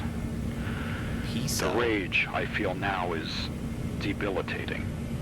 Maybe it's my dying spirit, grasping for the last remnants of humanity within me. Or maybe I'm just hiding from fear. The mistakes I've made have eaten me alive, that much I know. My injuries, a mark of my body torn apart. My confusion, a mark of my mind defiled, and my heartlessness, a mark of my soul tainted. When we first began the Babylon project, Dr. Spencer told me something I should have never forgotten. Knowledge betrays man's ego. Holy shit! The knowledge I've gained. There it is! Damn, man! This is so good. Everything has made me realize how powerless I am in the face of infinity. Yet I continue, unaware of the fate that may be bestowed upon me. I don't believe God can save us now. Only the tenacity of humanity's everlasting soul will have the courage to prevail. Dude, what a fucking banger of a video. That ending line of the knowledge betrays man's ego being all of the coded messages hit me so good. Fuck yes. Okay. So I was fucking right, and there is a big bad named Admiral Nero. I don't think we've heard of him before, or maybe it's somebody we have met and they changed their name because they just changed Aaron's name to Faithbringer and then his name to Piso, which I don't know what that is or how to spell it. It's probably just because it's fresh in my mind. I recently watched Neon Genesis Evangelion, and that episode gave me very heavy vibes in that regard. Just given, like, it's very similar in vibe. Like, this extraterrestrial threat is also on the same level as, like, a god or deity, but it's like an alien thing. So it's like we've had a very wrong understanding of what, like, God and the creation of man was. Knowledge betrays man's ego. Fuck, that's a good line. Next Vix. Not next video. Secret video.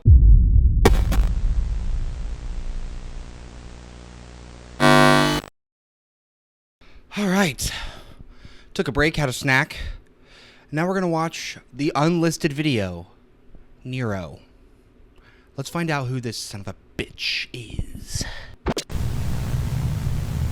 Fake bringer report. Fake bringer? Is that... I thought it was faith bringer. On April 7th, 1999... Oh, sorry, that threw me off. I was off. I thought it was faith. Like, that snack is coming back. Okay, I thought it was faith. Like, faith in Jesus or whatever, but it's fake. Like, fake news or whatever. On April 7th, 1999, fake bringer, Jacob Aaron, successfully infiltrated the now Starkill-infested Babel site and retrieved intel regarding the Starkill's operations. How do you get in and out without being assimilated? Amongst the findings was a file containing data on Dr. Robert Spencer's assimilation and subsequent transformation. This event, known as the Rebirth event, has led to the growth of a Starkill mass far larger than any biomass previously recorded. Oh boy.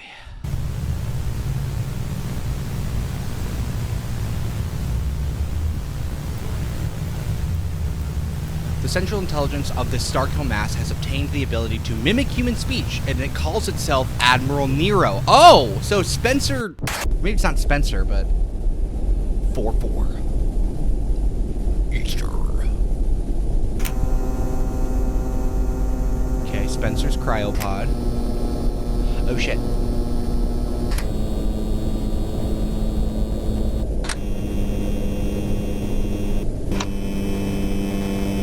Damn. Like in less than a second, dude. Okay, a couple days later, from the 7th. Ugh. Oh, it's pulsing. Ah, it's pulsing. What is that? Tower throat? It said tower throat. These files prove that the Starkill used the biomass from the Tower of Babel to grow to this extreme size.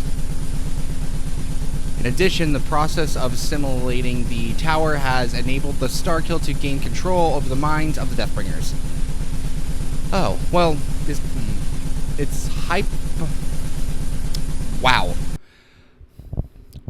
I almost said hypothesis, but that's stupid. It's hypothesized that this attack was premeditated. No shit. So, I don't think that means that Spencer is Admiral Nero, but much like how Churchill and Aaron gave themselves new names, maybe this like has always been planned for them to like do or have battle in this way. Like maybe I'm probably way overthinking this, but it's fun to it's interesting to think that if they are so like religious and they are so faith driven and they're like, you are now fake bringer, like I with God's might, I feel like this is like, if they're like these immortal beings, what if these are like a couple deities like doing battle, and this is like the next like version of that, like they've been doing it for all of time and it just takes on different forms, and so they're here now like, hey, I finally found you, Churchill. We're back at it. Let's go toe to toe again. Let's see who comes out on top. I feel like that's what's happening. Is like Churchill and Nero are like destined to do battle, or destined to determine the fate of like reality or whatever. It's pretty sick. Next video. Video 15, Homebound. The tape was discovered during a routine dive into the Kansas City major cavity. A few other partially intact objects were discovered during the dive as well, including various computational devices. The tape's contents seem to have carried some greater significance to the Starkill.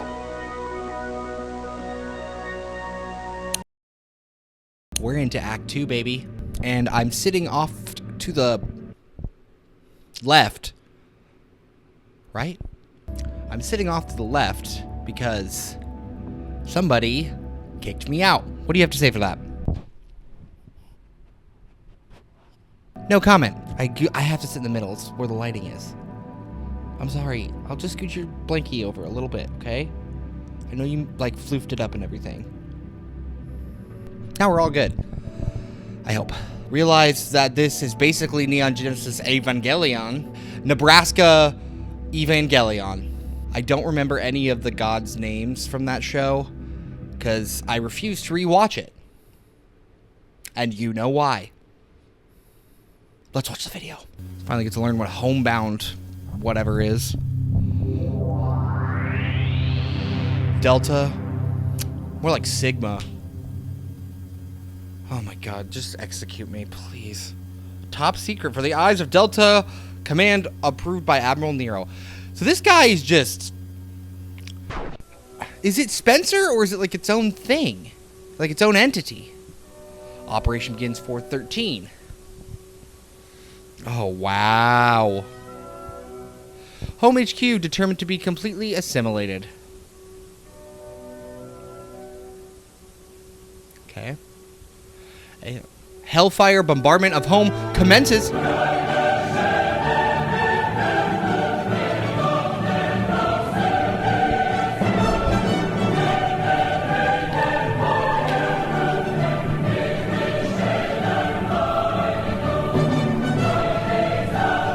Ground forces raid Longpine altar. Obliterated! Jones family giga-tracked and located at the coordinates. Obliterated! Orbital bombardment of Alpha Chunkus and Starfire rained down on Babylon. Wait, was that Babylon? Obliterated! Starkill threat. Obliterated! Fuck yeah, man! Okay, so Admiral Nero still wanted to kill Starkill. Kill Starkill.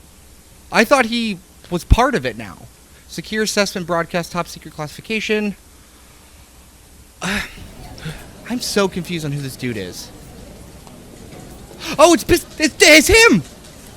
Piso! As per the request of Admiral Nero of Home Delta Division, this report is to be given to the Select Committee consisting of the Secretary of Defense and the National Aeronautics and Space Administration on the date of April 14, 1999. This report is classified as top secret in an effort to preserve national security. On April 13th, Home Delta forces managed to successfully eliminate all known traces of the Starkill threat. While some Starkill spores remain in the atmosphere around operational zones in the Midwest, these spores were discovered to be inert without the presence of a central biomass hub. Research is now underway at various institutions across the United States to uncover the Starkill's true nature and functionality. Preliminary research performed by Home Delta has led to hypotheses surrounding the possible origins for AZ-001, or possible instances of AZ-001's arrival to Earth in the past. Throughout written history, world cultures and religions describe some variation of an apocalyptic deluge, in which a great destructive force violently brings civilization to an end. Researchers believe this deluge is representative of the organism known as AZ-001 and the subsequent Starkill infestation. It is believed that the civilization and the event occurs in cycles, though much remains uncertain at this time.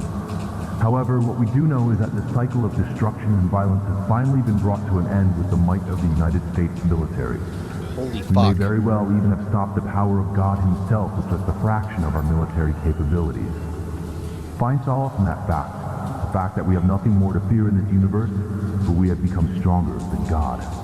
The oppressed have become the oppressor. That is a and claim. Only oppressors have the freedom to choose peace and end the cycle of violence. Admiral Nero, I commend your efforts. You lurked among the shadows as you played your hand.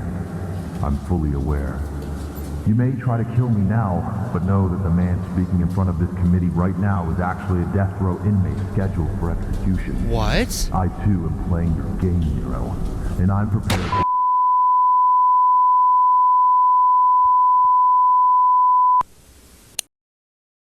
Holy I can't take much more of this, man. So Nero eliminated Starkill with his assimilation of Babylon. So he didn't take out Babylon, he took out the initial drop zone and the family that was initially assimilated. The man posing as General G.C. Pisau was confirmed to be a death row inmate named Isaac Dune. So Admiral Nero is the bad guy. So I'm very confused on who exactly he is, because I don't think it's Spencer, even though they injected Spencer with the serum or whatever to make him be able to control the Deathbringers and basically control Starkill and eliminate it and basically take over the hive mind, or in some way, because Starkill was the thing that fell from AZ-001 and they eliminated it fully.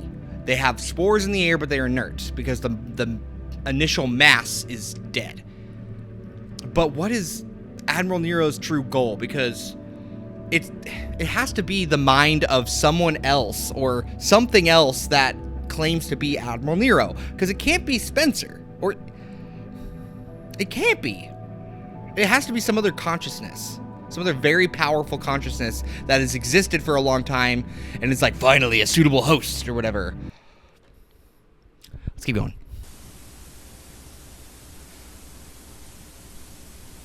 His death was ruled as an assassination. Well, he was shot on a podium. General C.S. Pisau's current whereabouts remain unknown. Good. Oh, Churchill. Yeah, Game of Churchill. That's what it is.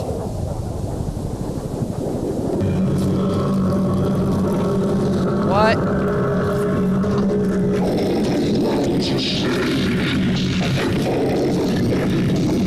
The fuck? I'm sorry. No. The first apostle of Azazel?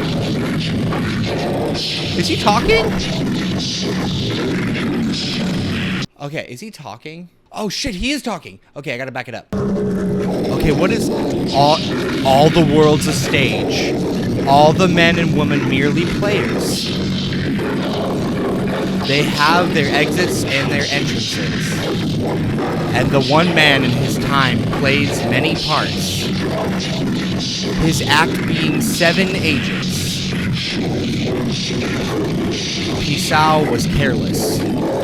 Now you are the last of your kind, left alive in this facility. But the truth cannot be set free. Home has completed its goal, the complete eradication of the Starkill. That's the story I've ever so carefully woven. But the truth lies obscured beyond the veil. My dear child, there is no need to worry. For joy has sung to the world. Oh, fuck! That's a big ass chunk! Beta chunk! Sing your last song, my children. Sing your last cry to the universe. Oh, he's talking.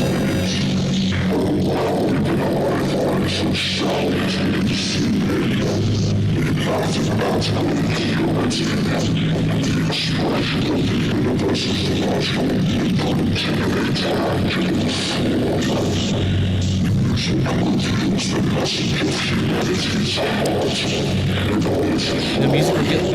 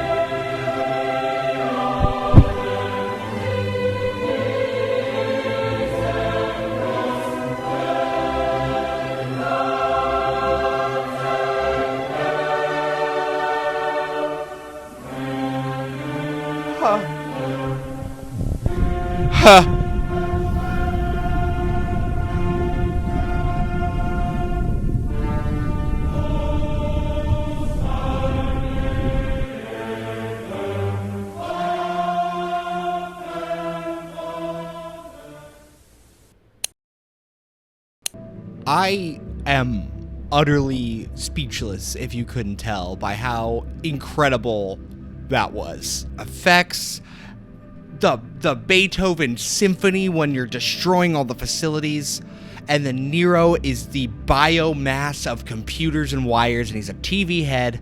I understand what Homebound means now. Homebound means home, like the organization. Homebound threat obliterated. They destroyed all of Delta, and then the Beta came out, and it's huge, and it landed in the ocean. So that makes me think Nero is like a consciousness from the past extinctions, because it sounds like whenever there was a major historical extinction, like the flood, or like any of the dinosaurs getting wiped out, or any mass extinction, was Azazel coming to Earth to like collect and add on to itself. And now it's back. It says it goes in cycles. So Nero must have been one person from one of those initial extinction events and offered to be its apostle and work with it to like maintain some level of autonomy or consciousness, or maybe it truly viewed Nero or whatever, or Azazel as divine and a true deity and wanted to serve it because it believes in the same purpose. And I'm thinking the person he was talking to was Spencer. I'm thinking Spencer was just a vessel, and he's being kept alive as like the initial biomass for Nero. He wove this whole tapestry to make Babylon for him to basically... It was like the biggest double-cross switcheroo-woo I've ever seen. What are we watching, an anime? I mean, kinda. I'm gonna say it. Evangelion. Jellion toast. Next video. Video 16. Pause. The tape was recorded by Kansas City resident Marcus Lucan in late May of 1999. This tape was found alongside another tape created by Lucan in June of 1999.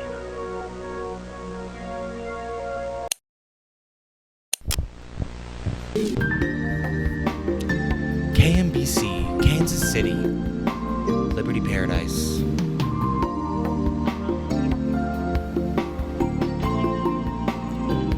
Friday, continued sunny, warm, breezy, low 65, high of 85. Winds blowing south at 8 to 12 miles an hour. It is a beautiful start to the weekend, folks. Get your inner tubes out and hit the poolside. What's that? Oh, wow. Something in the clouds approaches. Great. I guess it's on its way. Next video. Video 17. Paradise. The tape is the second created by Marcus Lucan in late May to early June of 1999.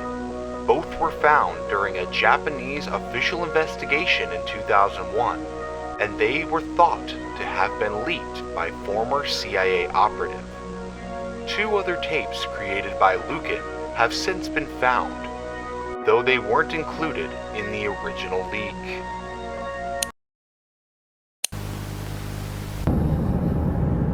My name is Marcus Lucan. I'm an independent journalist from Kansas City, Missouri. Oh, this is the guy who finds the tapes. I saw something unexplainable on a local television channel. I found out the station is based in Paradise, Missouri. So I'm here today to see if I can uncover any answers about what I saw. It's crazy how much the public is kept out of this. Like, how would they not know at this point?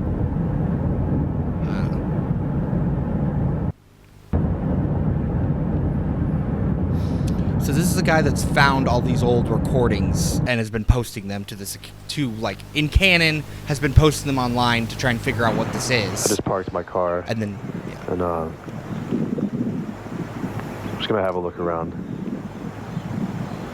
It seems like... Okay, real quick. I do not think this is the same guy that was posting the stuff from Act 1 or the interlude. I think this is like a new act, so I think this is a new character who has found these recordings, maybe found the Homebound footage, but sorry, I got distracted here. But this is seems like the guys posting these videos. So far. There's not a lot going on here. It's pretty. But I want to see if I could find that lake that I saw on the broadcast.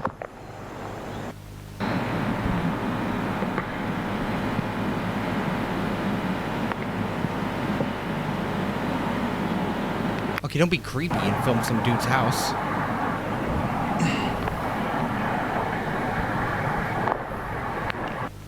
I just got to the lake, and one thing that I noticed is that it's really, really quiet around here. I haven't seen anyone yet, but...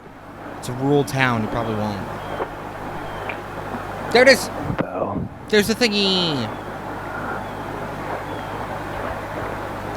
If now you know that it exists, it's gonna find you because you, like, observed it or whatever. What is it doing? That's it. What the fuck? What's it doing? What? Shit. Like sky jellyfish? It's a very beautiful area, though. Other than the death squid in the sky. Like, pissing out. Oh! No! Leave! No, it knows you're there, and it's coming to get you. Well, it was nice knowing you, dude.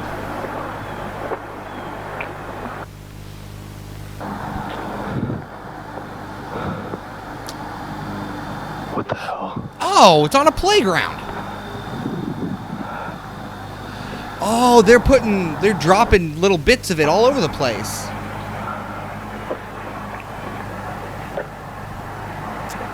And that's just a red lake. I think. What is this, SCP-354? Into the water supply. I'm walking back to the car. Good. Don't know what I just saw, but...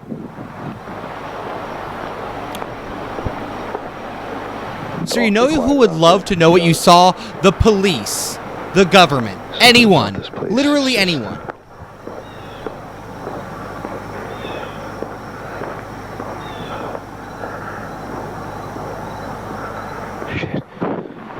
Is that a person? I don't know.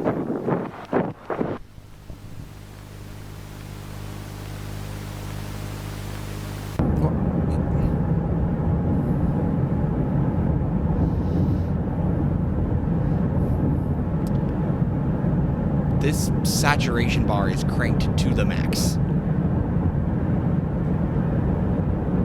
It looks great. I'm a sucker for high saturated stuff, honestly.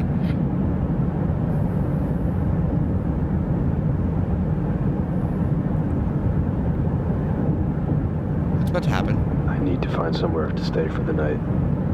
Just go home. I don't feel comfortable here anymore. Go home! What are you attempting to even do?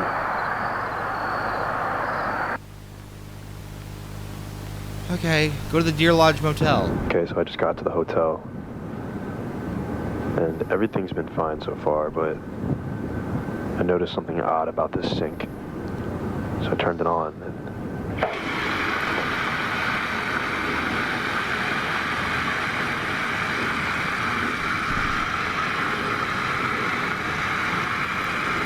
Is it chunks?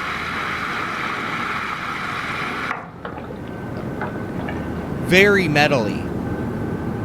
High in iron. I'm gonna set up the camera while I sleep. Tomorrow I'll continue the investigation. For whom are you investigating? What purpose do you have to stay in this town with the Bloodwater? Just go home. I do not feel sorry for this man. He's dumb. I would immediately just leave You don't have to tell anybody, because it's crazy, and who's going to believe you? Or you could just be taken away. That's always a possibility, and would be something I would have thought of. I would just leave the town.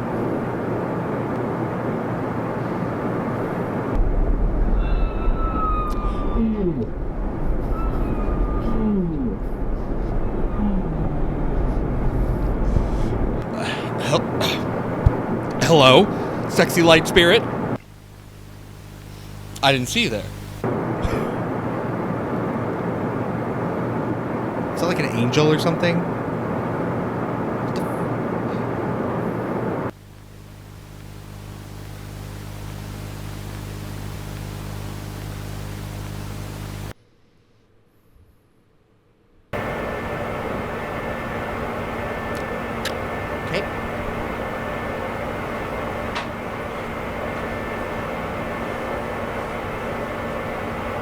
What's on the wall? Is that decor? I wonder if that's the creator doing a self-insert or someone he asked to be in it. I had a pretty weird dream last night, too. I don't remember exactly what it was, but for some reason I woke up today feeling rejuvenated. Like, I'm not scared anymore. Well, you did have a very I haven't checked the tapes yet, but enlightening visitor. I will soon. Until then, I'm just going to continue my investigation. Okay. I just got lunch out of town, and while I was there, it got pretty cloudy. So I definitely think it's going to rain, so I don't know if I'll be able to film more today. But why would you go back when you were, like, almost attacked? Yesterday, I don't know how to explain what happened. I mean, I think the only logical thing is that it was a hallucination, but I don't know. I mean, granted, I would think that too. Like, you gotta cross that off the list. Like, it can't be, like, real, what I just saw. It's too unbelievable. I have to be going crazy. Like, something has to be wrong with my brain. Like, I get the thought process. Oh, fuck.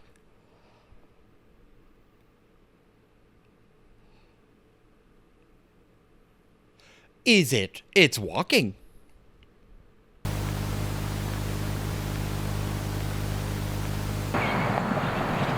How is there not more people?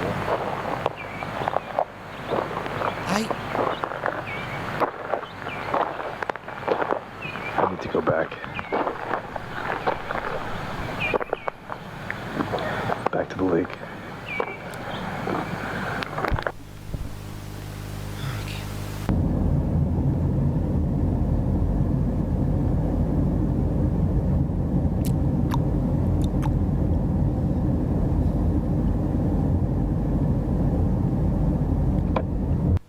I'm waiting for them to acknowledge the giant walking blob squid.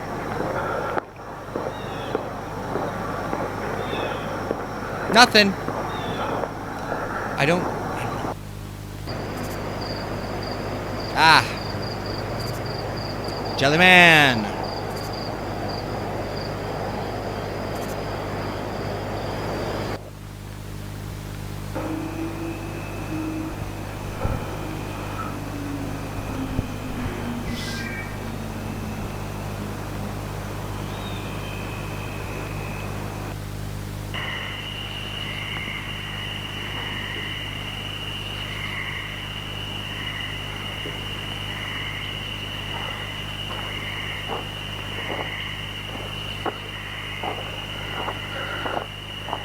I'm a little annoyed, if you couldn't tell. In a good way. Just, I wish they would acknowledge the big thing that they just saw.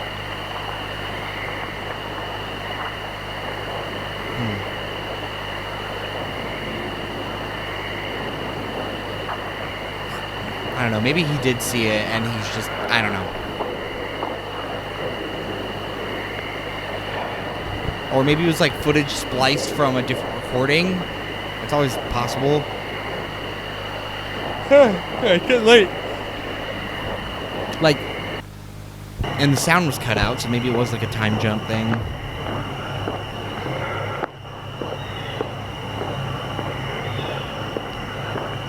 Gotta love me a found footage walk through the woods, man. Hello? Hello? Hello? Damn it. I only saw Now, it on the camera. The what? There it is. There what is? That's what's calling me. Oh, okay.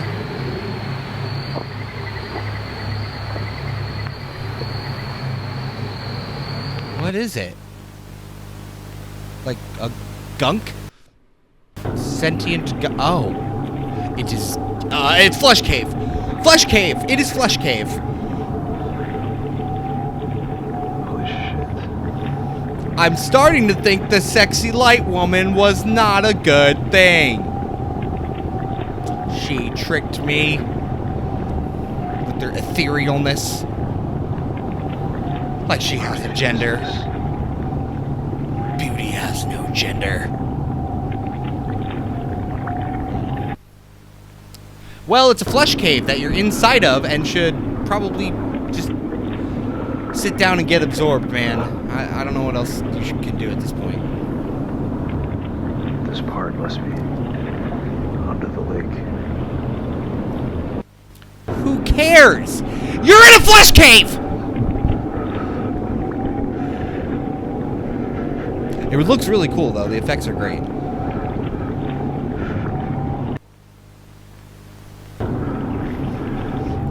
Oh, whoa, whoa, who's that?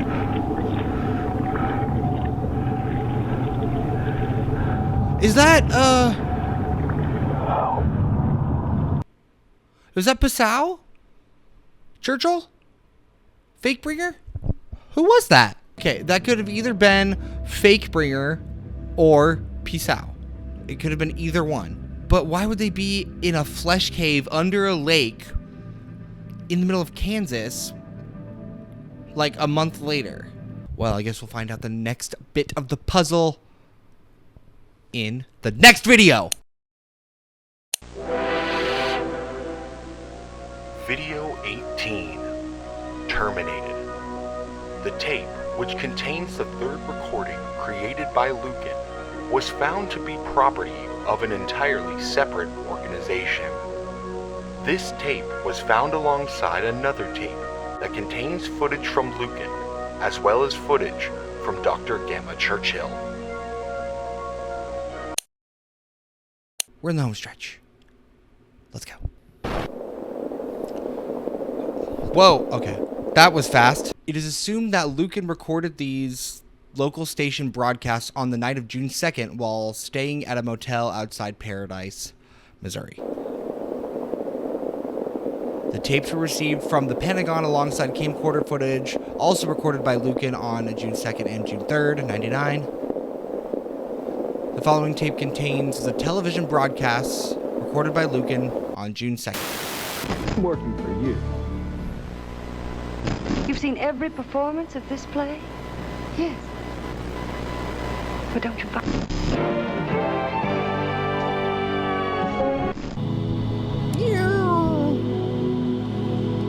Beautiful summer days. That's pool weather, baby. You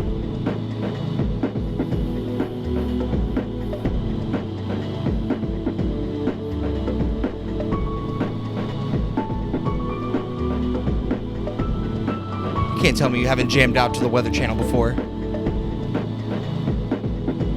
Tonight, fair skies. Low, 72. Huh?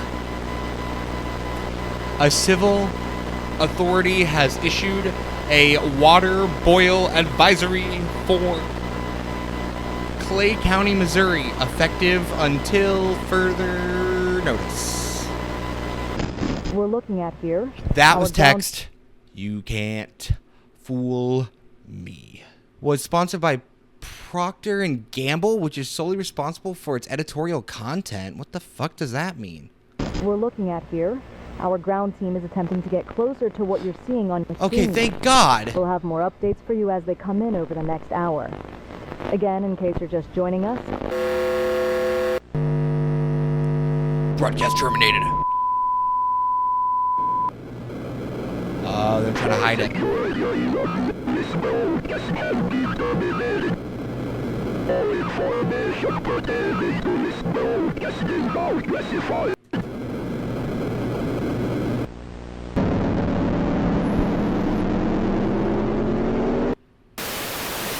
Okay, we didn't have to be dramatic about just turning the TV off.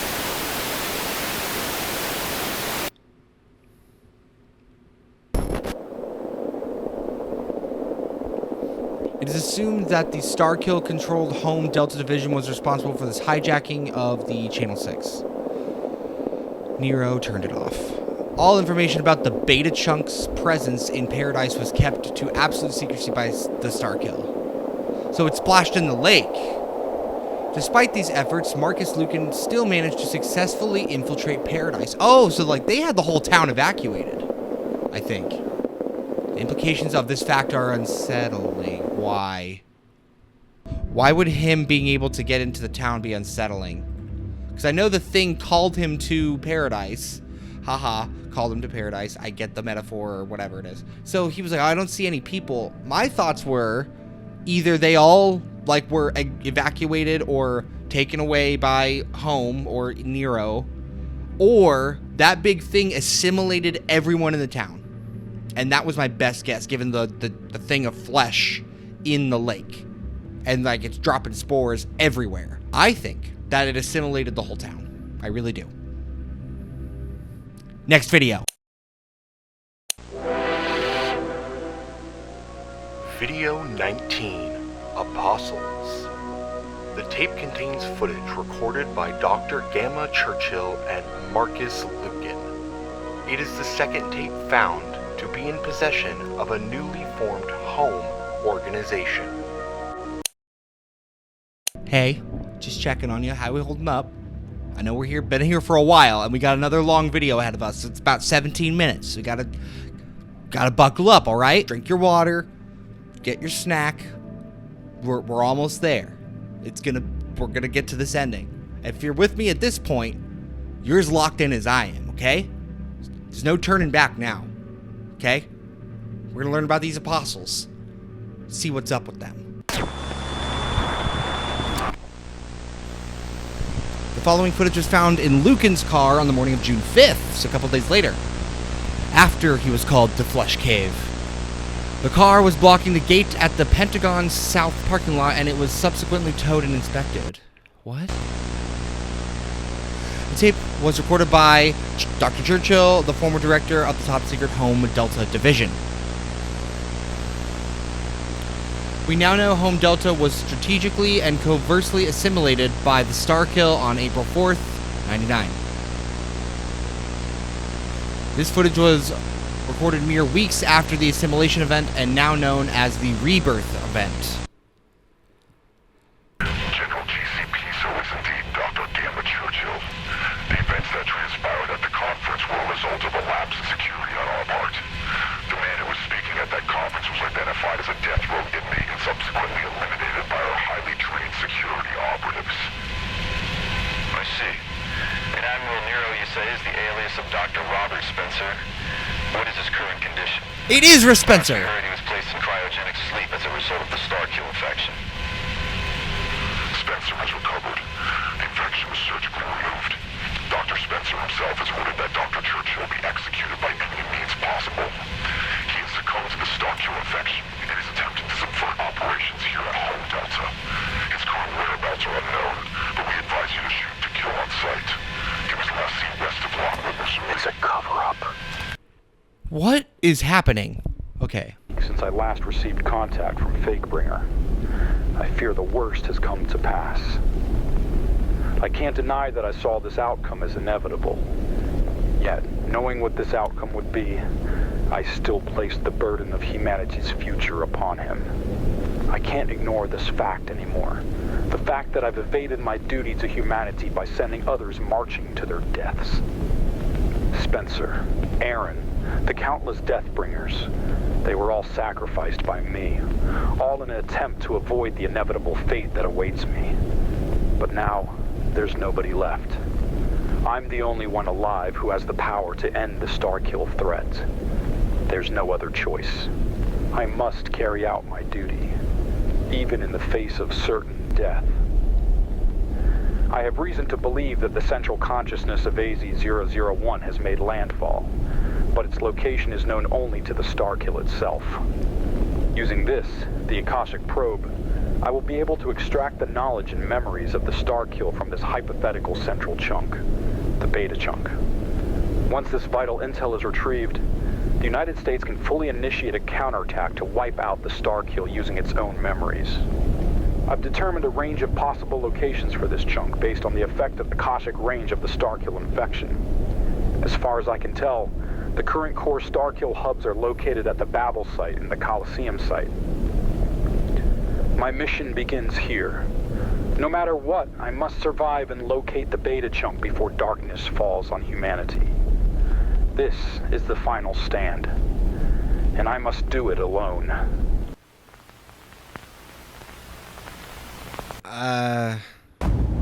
You're gonna die, aren't you? I'm heading to the Coliseum site in Columbia, Missouri.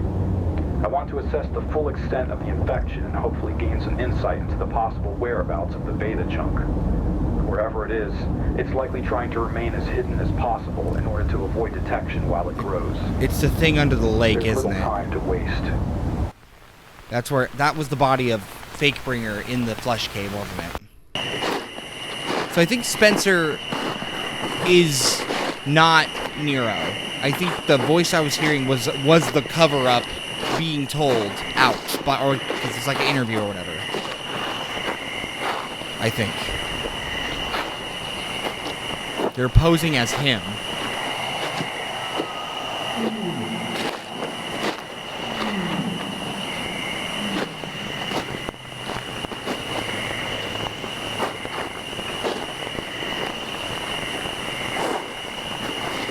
Excuse me.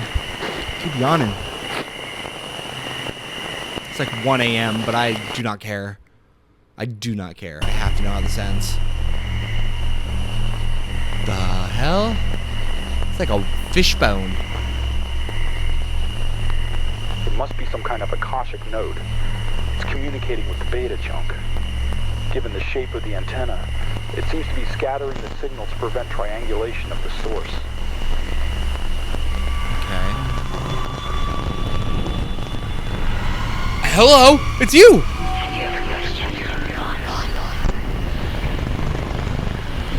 Who are you exactly?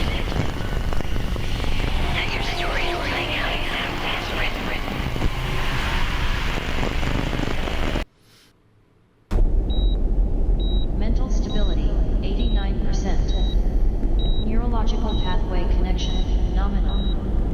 Metabolic functions operating at biological capacity. All biological systems are reading nominal. Who is that?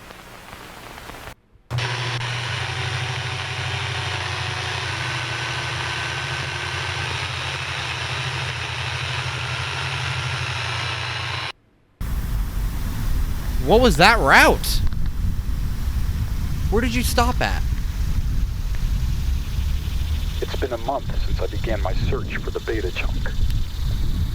I've covered hundreds of square miles across Missouri, Arkansas, and Kansas, yet the Starkill spore signal response has been effectively at noise floor for all locations.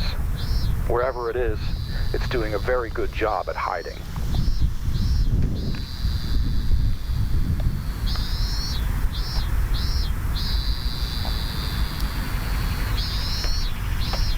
Paradise. There's blood all over it. But I think this might be my first clue.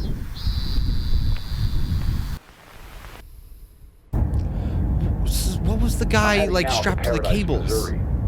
I've checked this area before, but nothing came up then. However, given what was on that billboard, I have reason to believe that there is indeed something going on in this town. I'll do a thorough check this time, leaving no area undocumented. This is the best lead I have.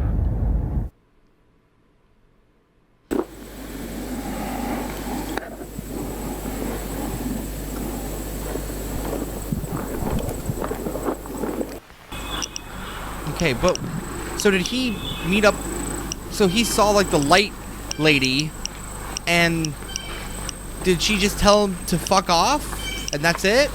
I'm using like she definitely saw him. For Starkill presence. So far, nothing's coming up.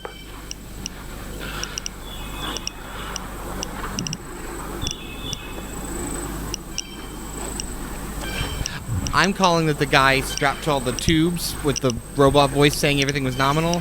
That's Spencer. There's gotta be a way it's gotta be. Spreading, if not through the air.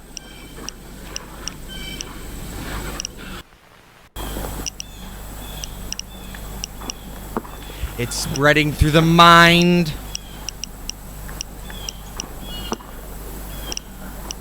It's spreading through the Akashic plane. It's spreading via other dimension. That's why you can't see it. Oh no, I'm so stupid. It's the fucking water. No shit. I'm an idiot.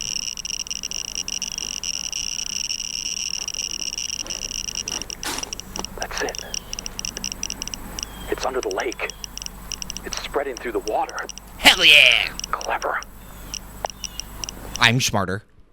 I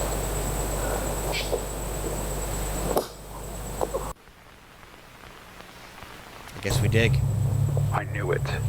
A network under paradise. I know what I have to do for the sake of us all. No, that was Churchill down there. That wasn't Aaron, because this is him going down there, and then Lucan is going to find his body. Fascinating. The infection is at least a temple classification. It must be using the lake water as a cooling vent, as opposed to the mushroom structures used for airborne spore dissemination. And it's completely hidden from view. Weird.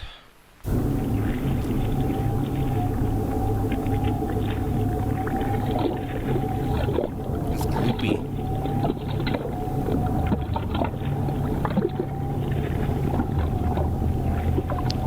I don't like that noise. Not at all.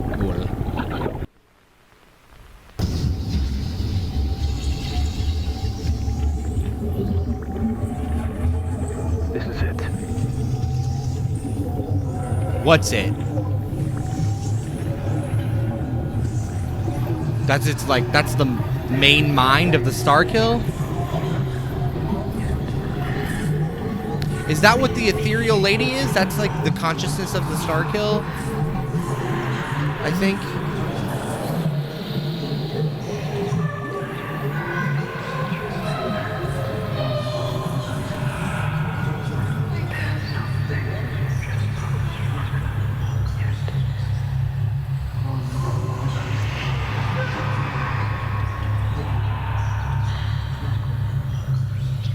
Just like the stories told long ago,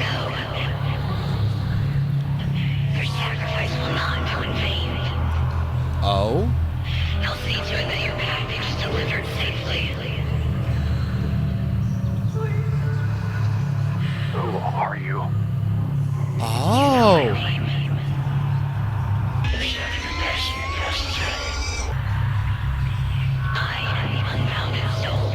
What? So you are a good person. I knew it! But your story ends here, Churchill. Beautiful narrative perfection. What?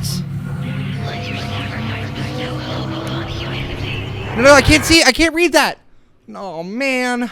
Okay, so the comments help me read it. So at the very beginning, she says, second apostle of Azazel. So I'm going to give her she pronouns because that's the voice in body type.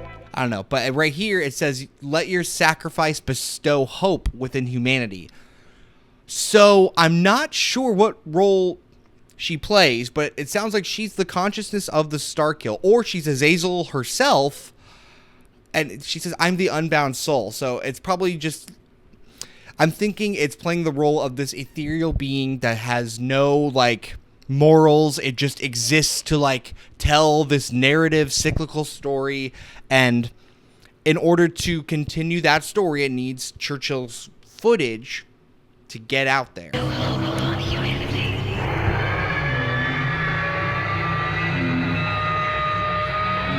So Churchill's dead. Maybe.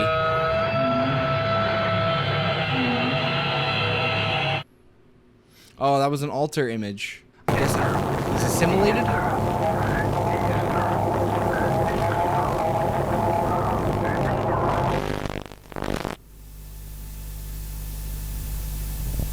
End of tape.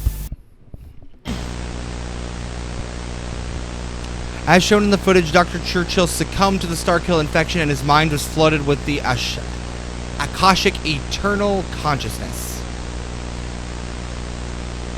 Now, the following tape was found at the Arlington National Cemetery outside of the Pentagon. It was recorded by Marcus Lucan on June 3rd, 1999.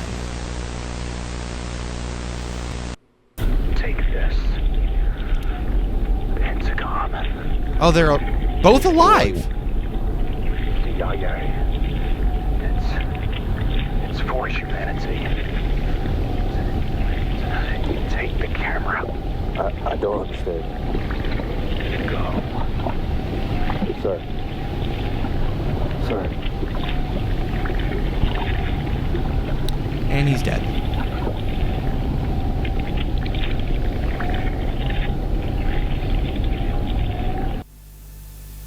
What the hell? What the hell? Now you run? Now you freak out? Okay.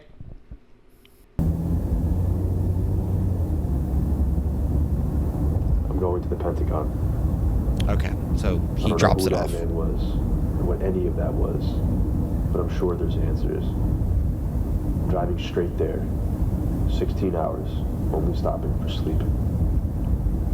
Something's compelling me, just like before. A gut feeling, maybe.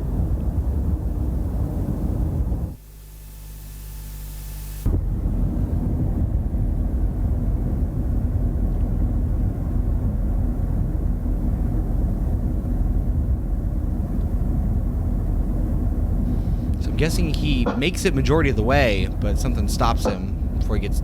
Oh.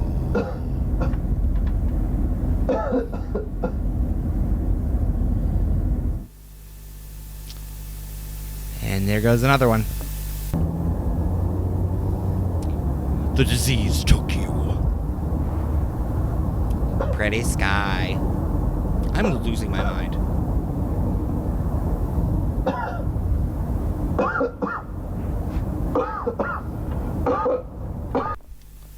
Okay.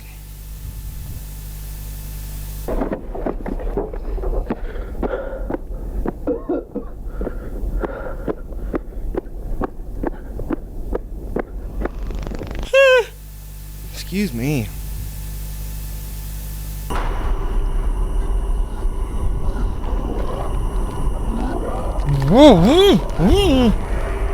Did he just grow wings and fly away?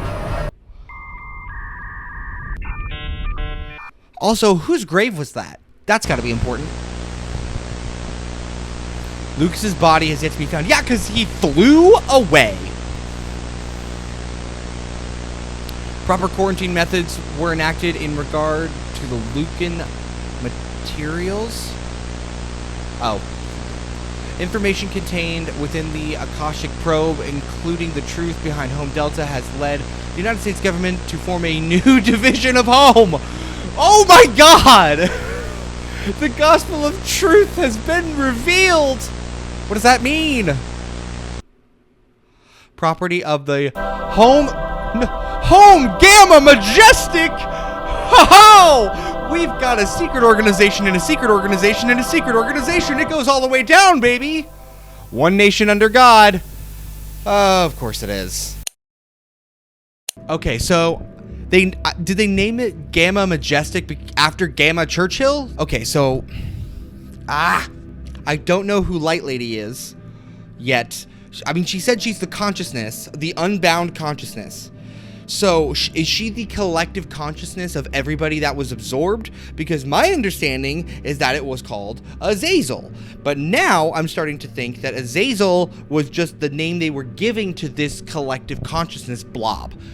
Maybe this giant blob isn't actually a demon. It is literally a mass of consciousnesses. And then Nero hijacked for his own purposes? I don't know. The fact that Lucan was able to get into paradise at all after we like secluded it so secretively to keep it hidden because Nero's in control of all that stuff. He's like, we got to keep the beta chunk hidden so we can like take over the Earth or whatever. The fact that Lucan saw that broadcast and then was intrigued by it, was then visited by that spirit or by the light lady, and then called to where to go to get into the beta chunk to get the stuff from Churchill. She's the true like deity. She's the one in charge. But she doesn't have like any like affiliation. She's not good. She's not evil. She's just there to observe and make sure the story continues. That's it. Oh, baby. Next video. Video 20. Gospel. The tape was found in a fortified bunker near the Greater Appalachian Canyon of Tennessee.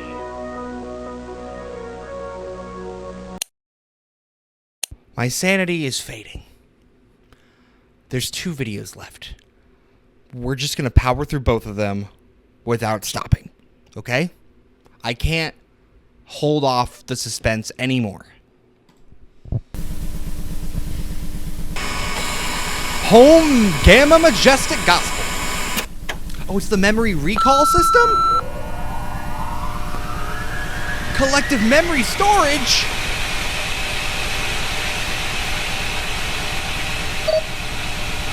Akashic Gospel. Classification, Earth location, biological memory, unknown data. Altars are the smallest Starkill biomass collection capable of commanding and producing 2 types of entities.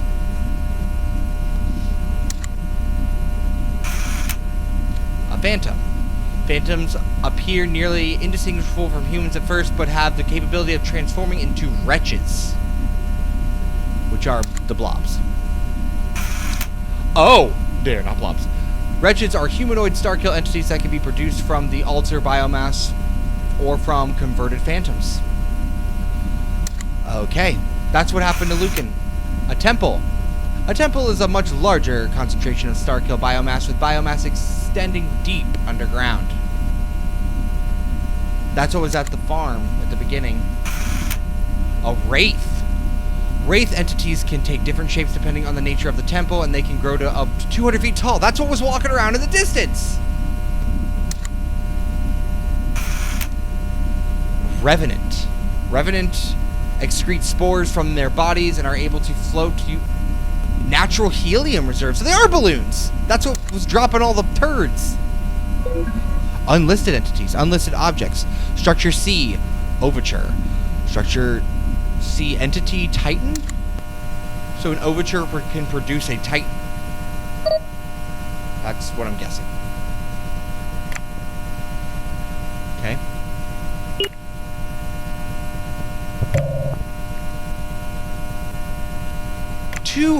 20 terabytes. Size unknown. Hang on. I'm not taking any chances. What was that? I'm going to say it was nothing. Error image. Time data not found.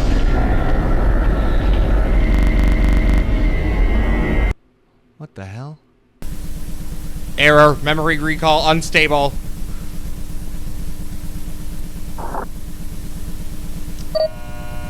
Interesting. Unknown. Unknown.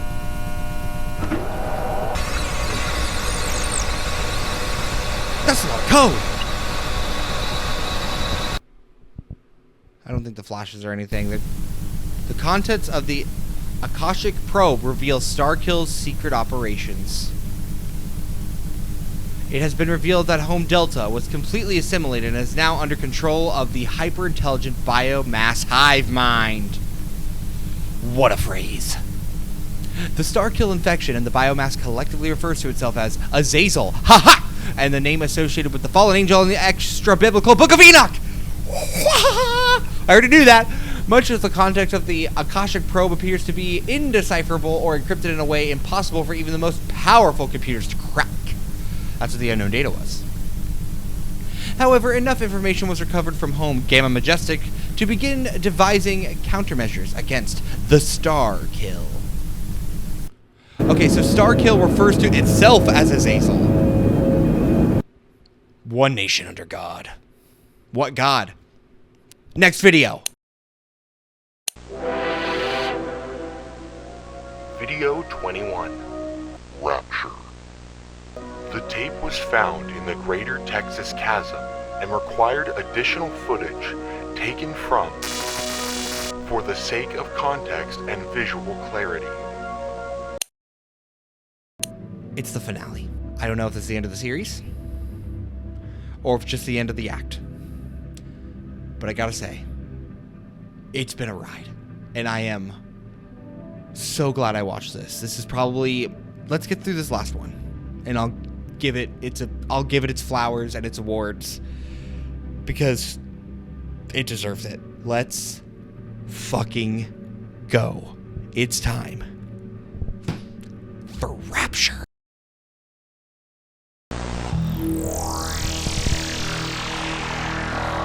Home Gamma Majestic.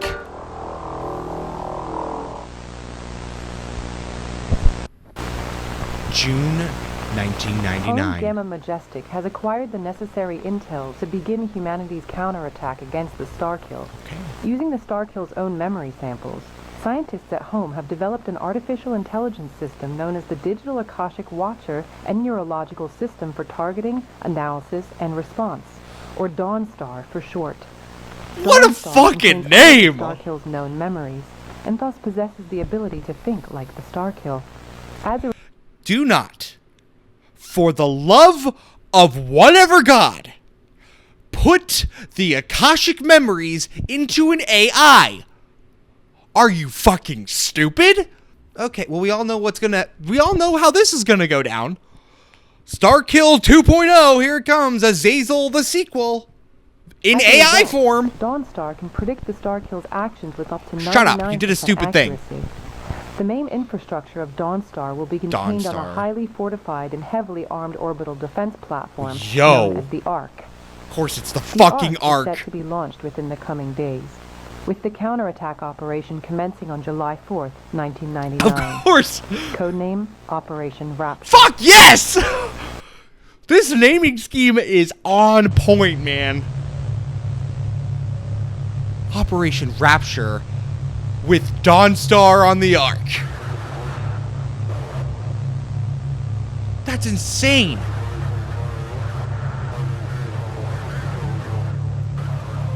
How'd they launch it?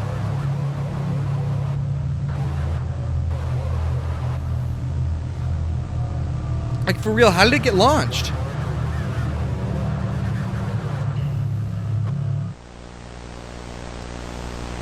It's fucking massive. Commander Vindex. Oh, he's the commander of the Ark. Conversation with Dawnstar. Oh, here we go. Here we go. I believe all humanity does deserve to die. Bro! Currently on standby. Fleet is prepared for immediate action. Thank you, Commander.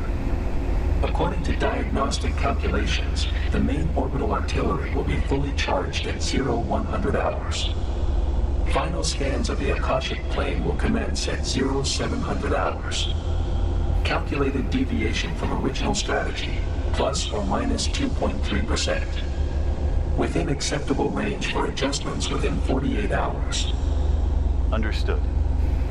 Calculated combatant fatalities, 25. Calculated civilian fatalities, 450. That's it? Within acceptable range. I mean... Is the Starkill currently aware of Operation Rapture? Duh. Given current intel and hypothetical reconstruction of Starkill creative thought process, negative. That's a lie. That's a fucking lie. We'll begin combat readiness preparation ASAP. You can't... The all-knowing being can't just not know something. Final target observation. So are they gonna, like, shoot a laser at this thing? I'm very confused. Okay, sorry. I have to figure out what exactly the Ark is doing. because from what they said, it is going to use the Starkill's own memories against it. So they have scanned it so much that they have enough data to reconstruct how the Starkill thinks. Okay? So it's basically another version of Starkill, honestly. Oh my god. Oh my god. Oh my god. What if? I think I got it. Okay. I'm going to see if this is accurate. I'm probably off. I now believe the Ark, Dawnstar, all that shit is Starkill. And Starkill is the Ark and all that shit from the past. It's from the future. It's a time loop. It's a cycle. It's them just doing it over and over again. It's them defeating themselves. The Starkill is Dawnstar. Everything they just did, they recreated all of it. They made this giant thing floating in the air to fight Starkill. And Nero is gotta be the apostles that are on this ship. Oh my god, it's a time loop. Here we go. Please be right. Full area extermination on a temple.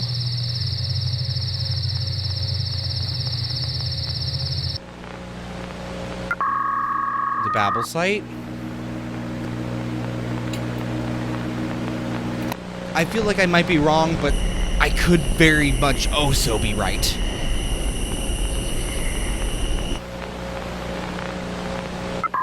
Coliseum site. Oh, that's nasty looking. Well, there's that weird antenna thing.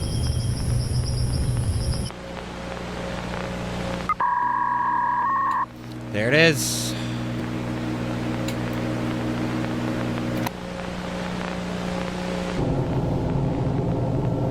Like, it looks so similar to it. That's gotta be it.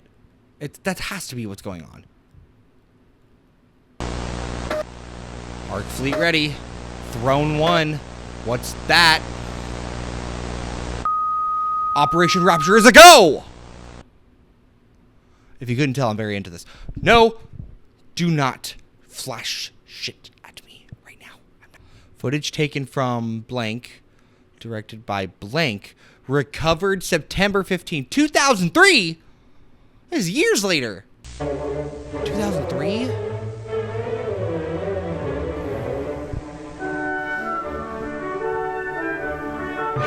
Oh, they are just shooting a laser.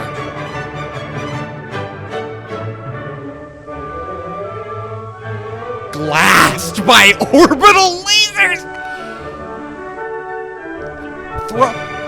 Throne 1. How did they get this like crazy technology all of a sudden? Coliseum site bombed with a lot of missiles.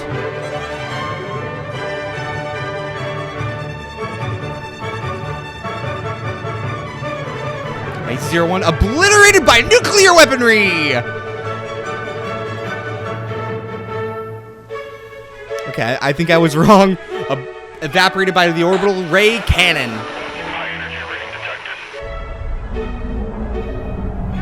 Nero. There he is. There's our boy. Oh, he mad. Dawnstar analysis.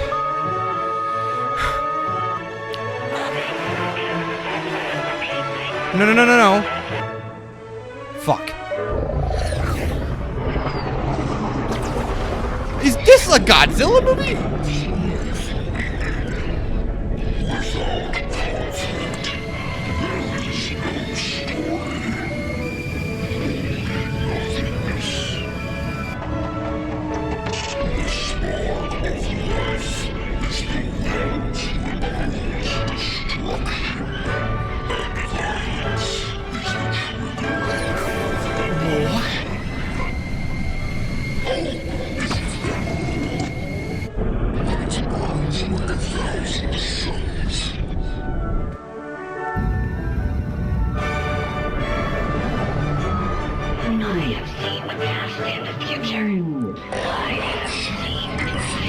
Oh, is it both of them?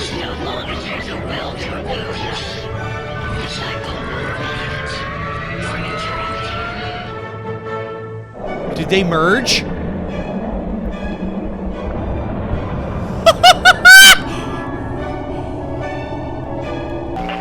This one anime off the charts. Come on, Dawnstar. Be the good AI I always knew you were.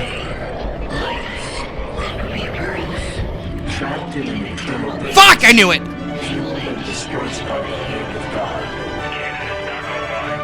All for his own use.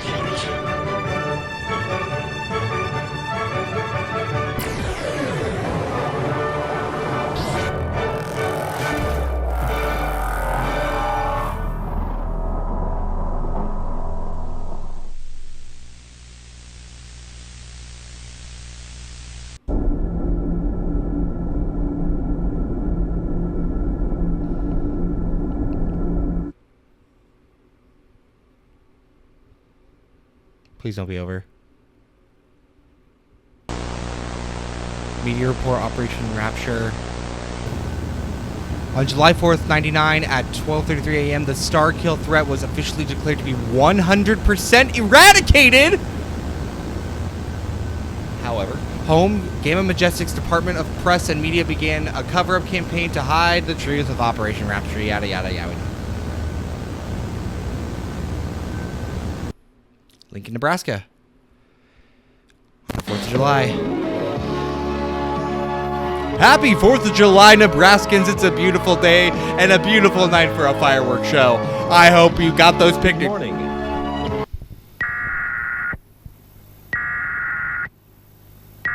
Knuckles County. Oh, it's going to be a great day, too. The following message is transmitted at the request. Welp.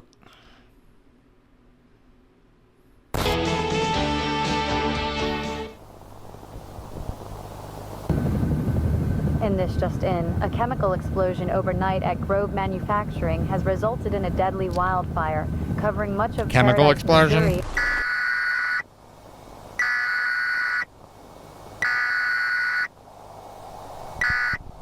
Emergency transmission. All the counties. Sorry, I'm not reading anymore. You all can read it from now on towards the end. I am. Man.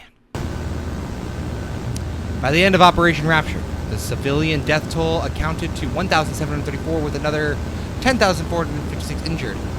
Given what was going on, that's not that bad. Despite this, the truth of Operation Rapture and Starkill threat as a whole remain hidden from the public attention.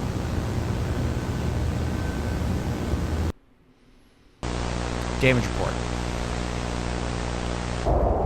Oh. Columbia? It's the next day.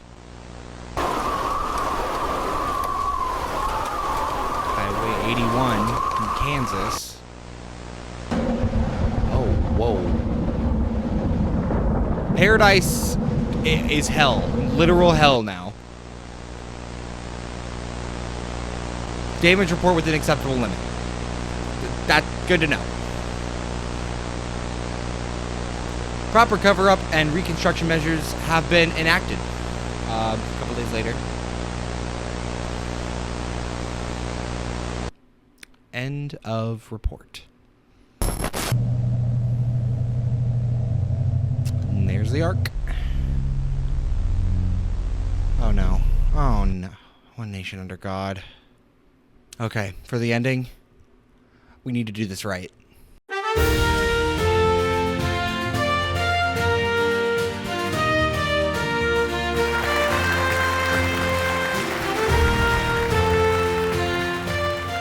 Okay, I said we were going to do this right. And I'm here to present the award for my new favorite analog horror I have ever experienced. Everyone give it up for Midwest Angelica.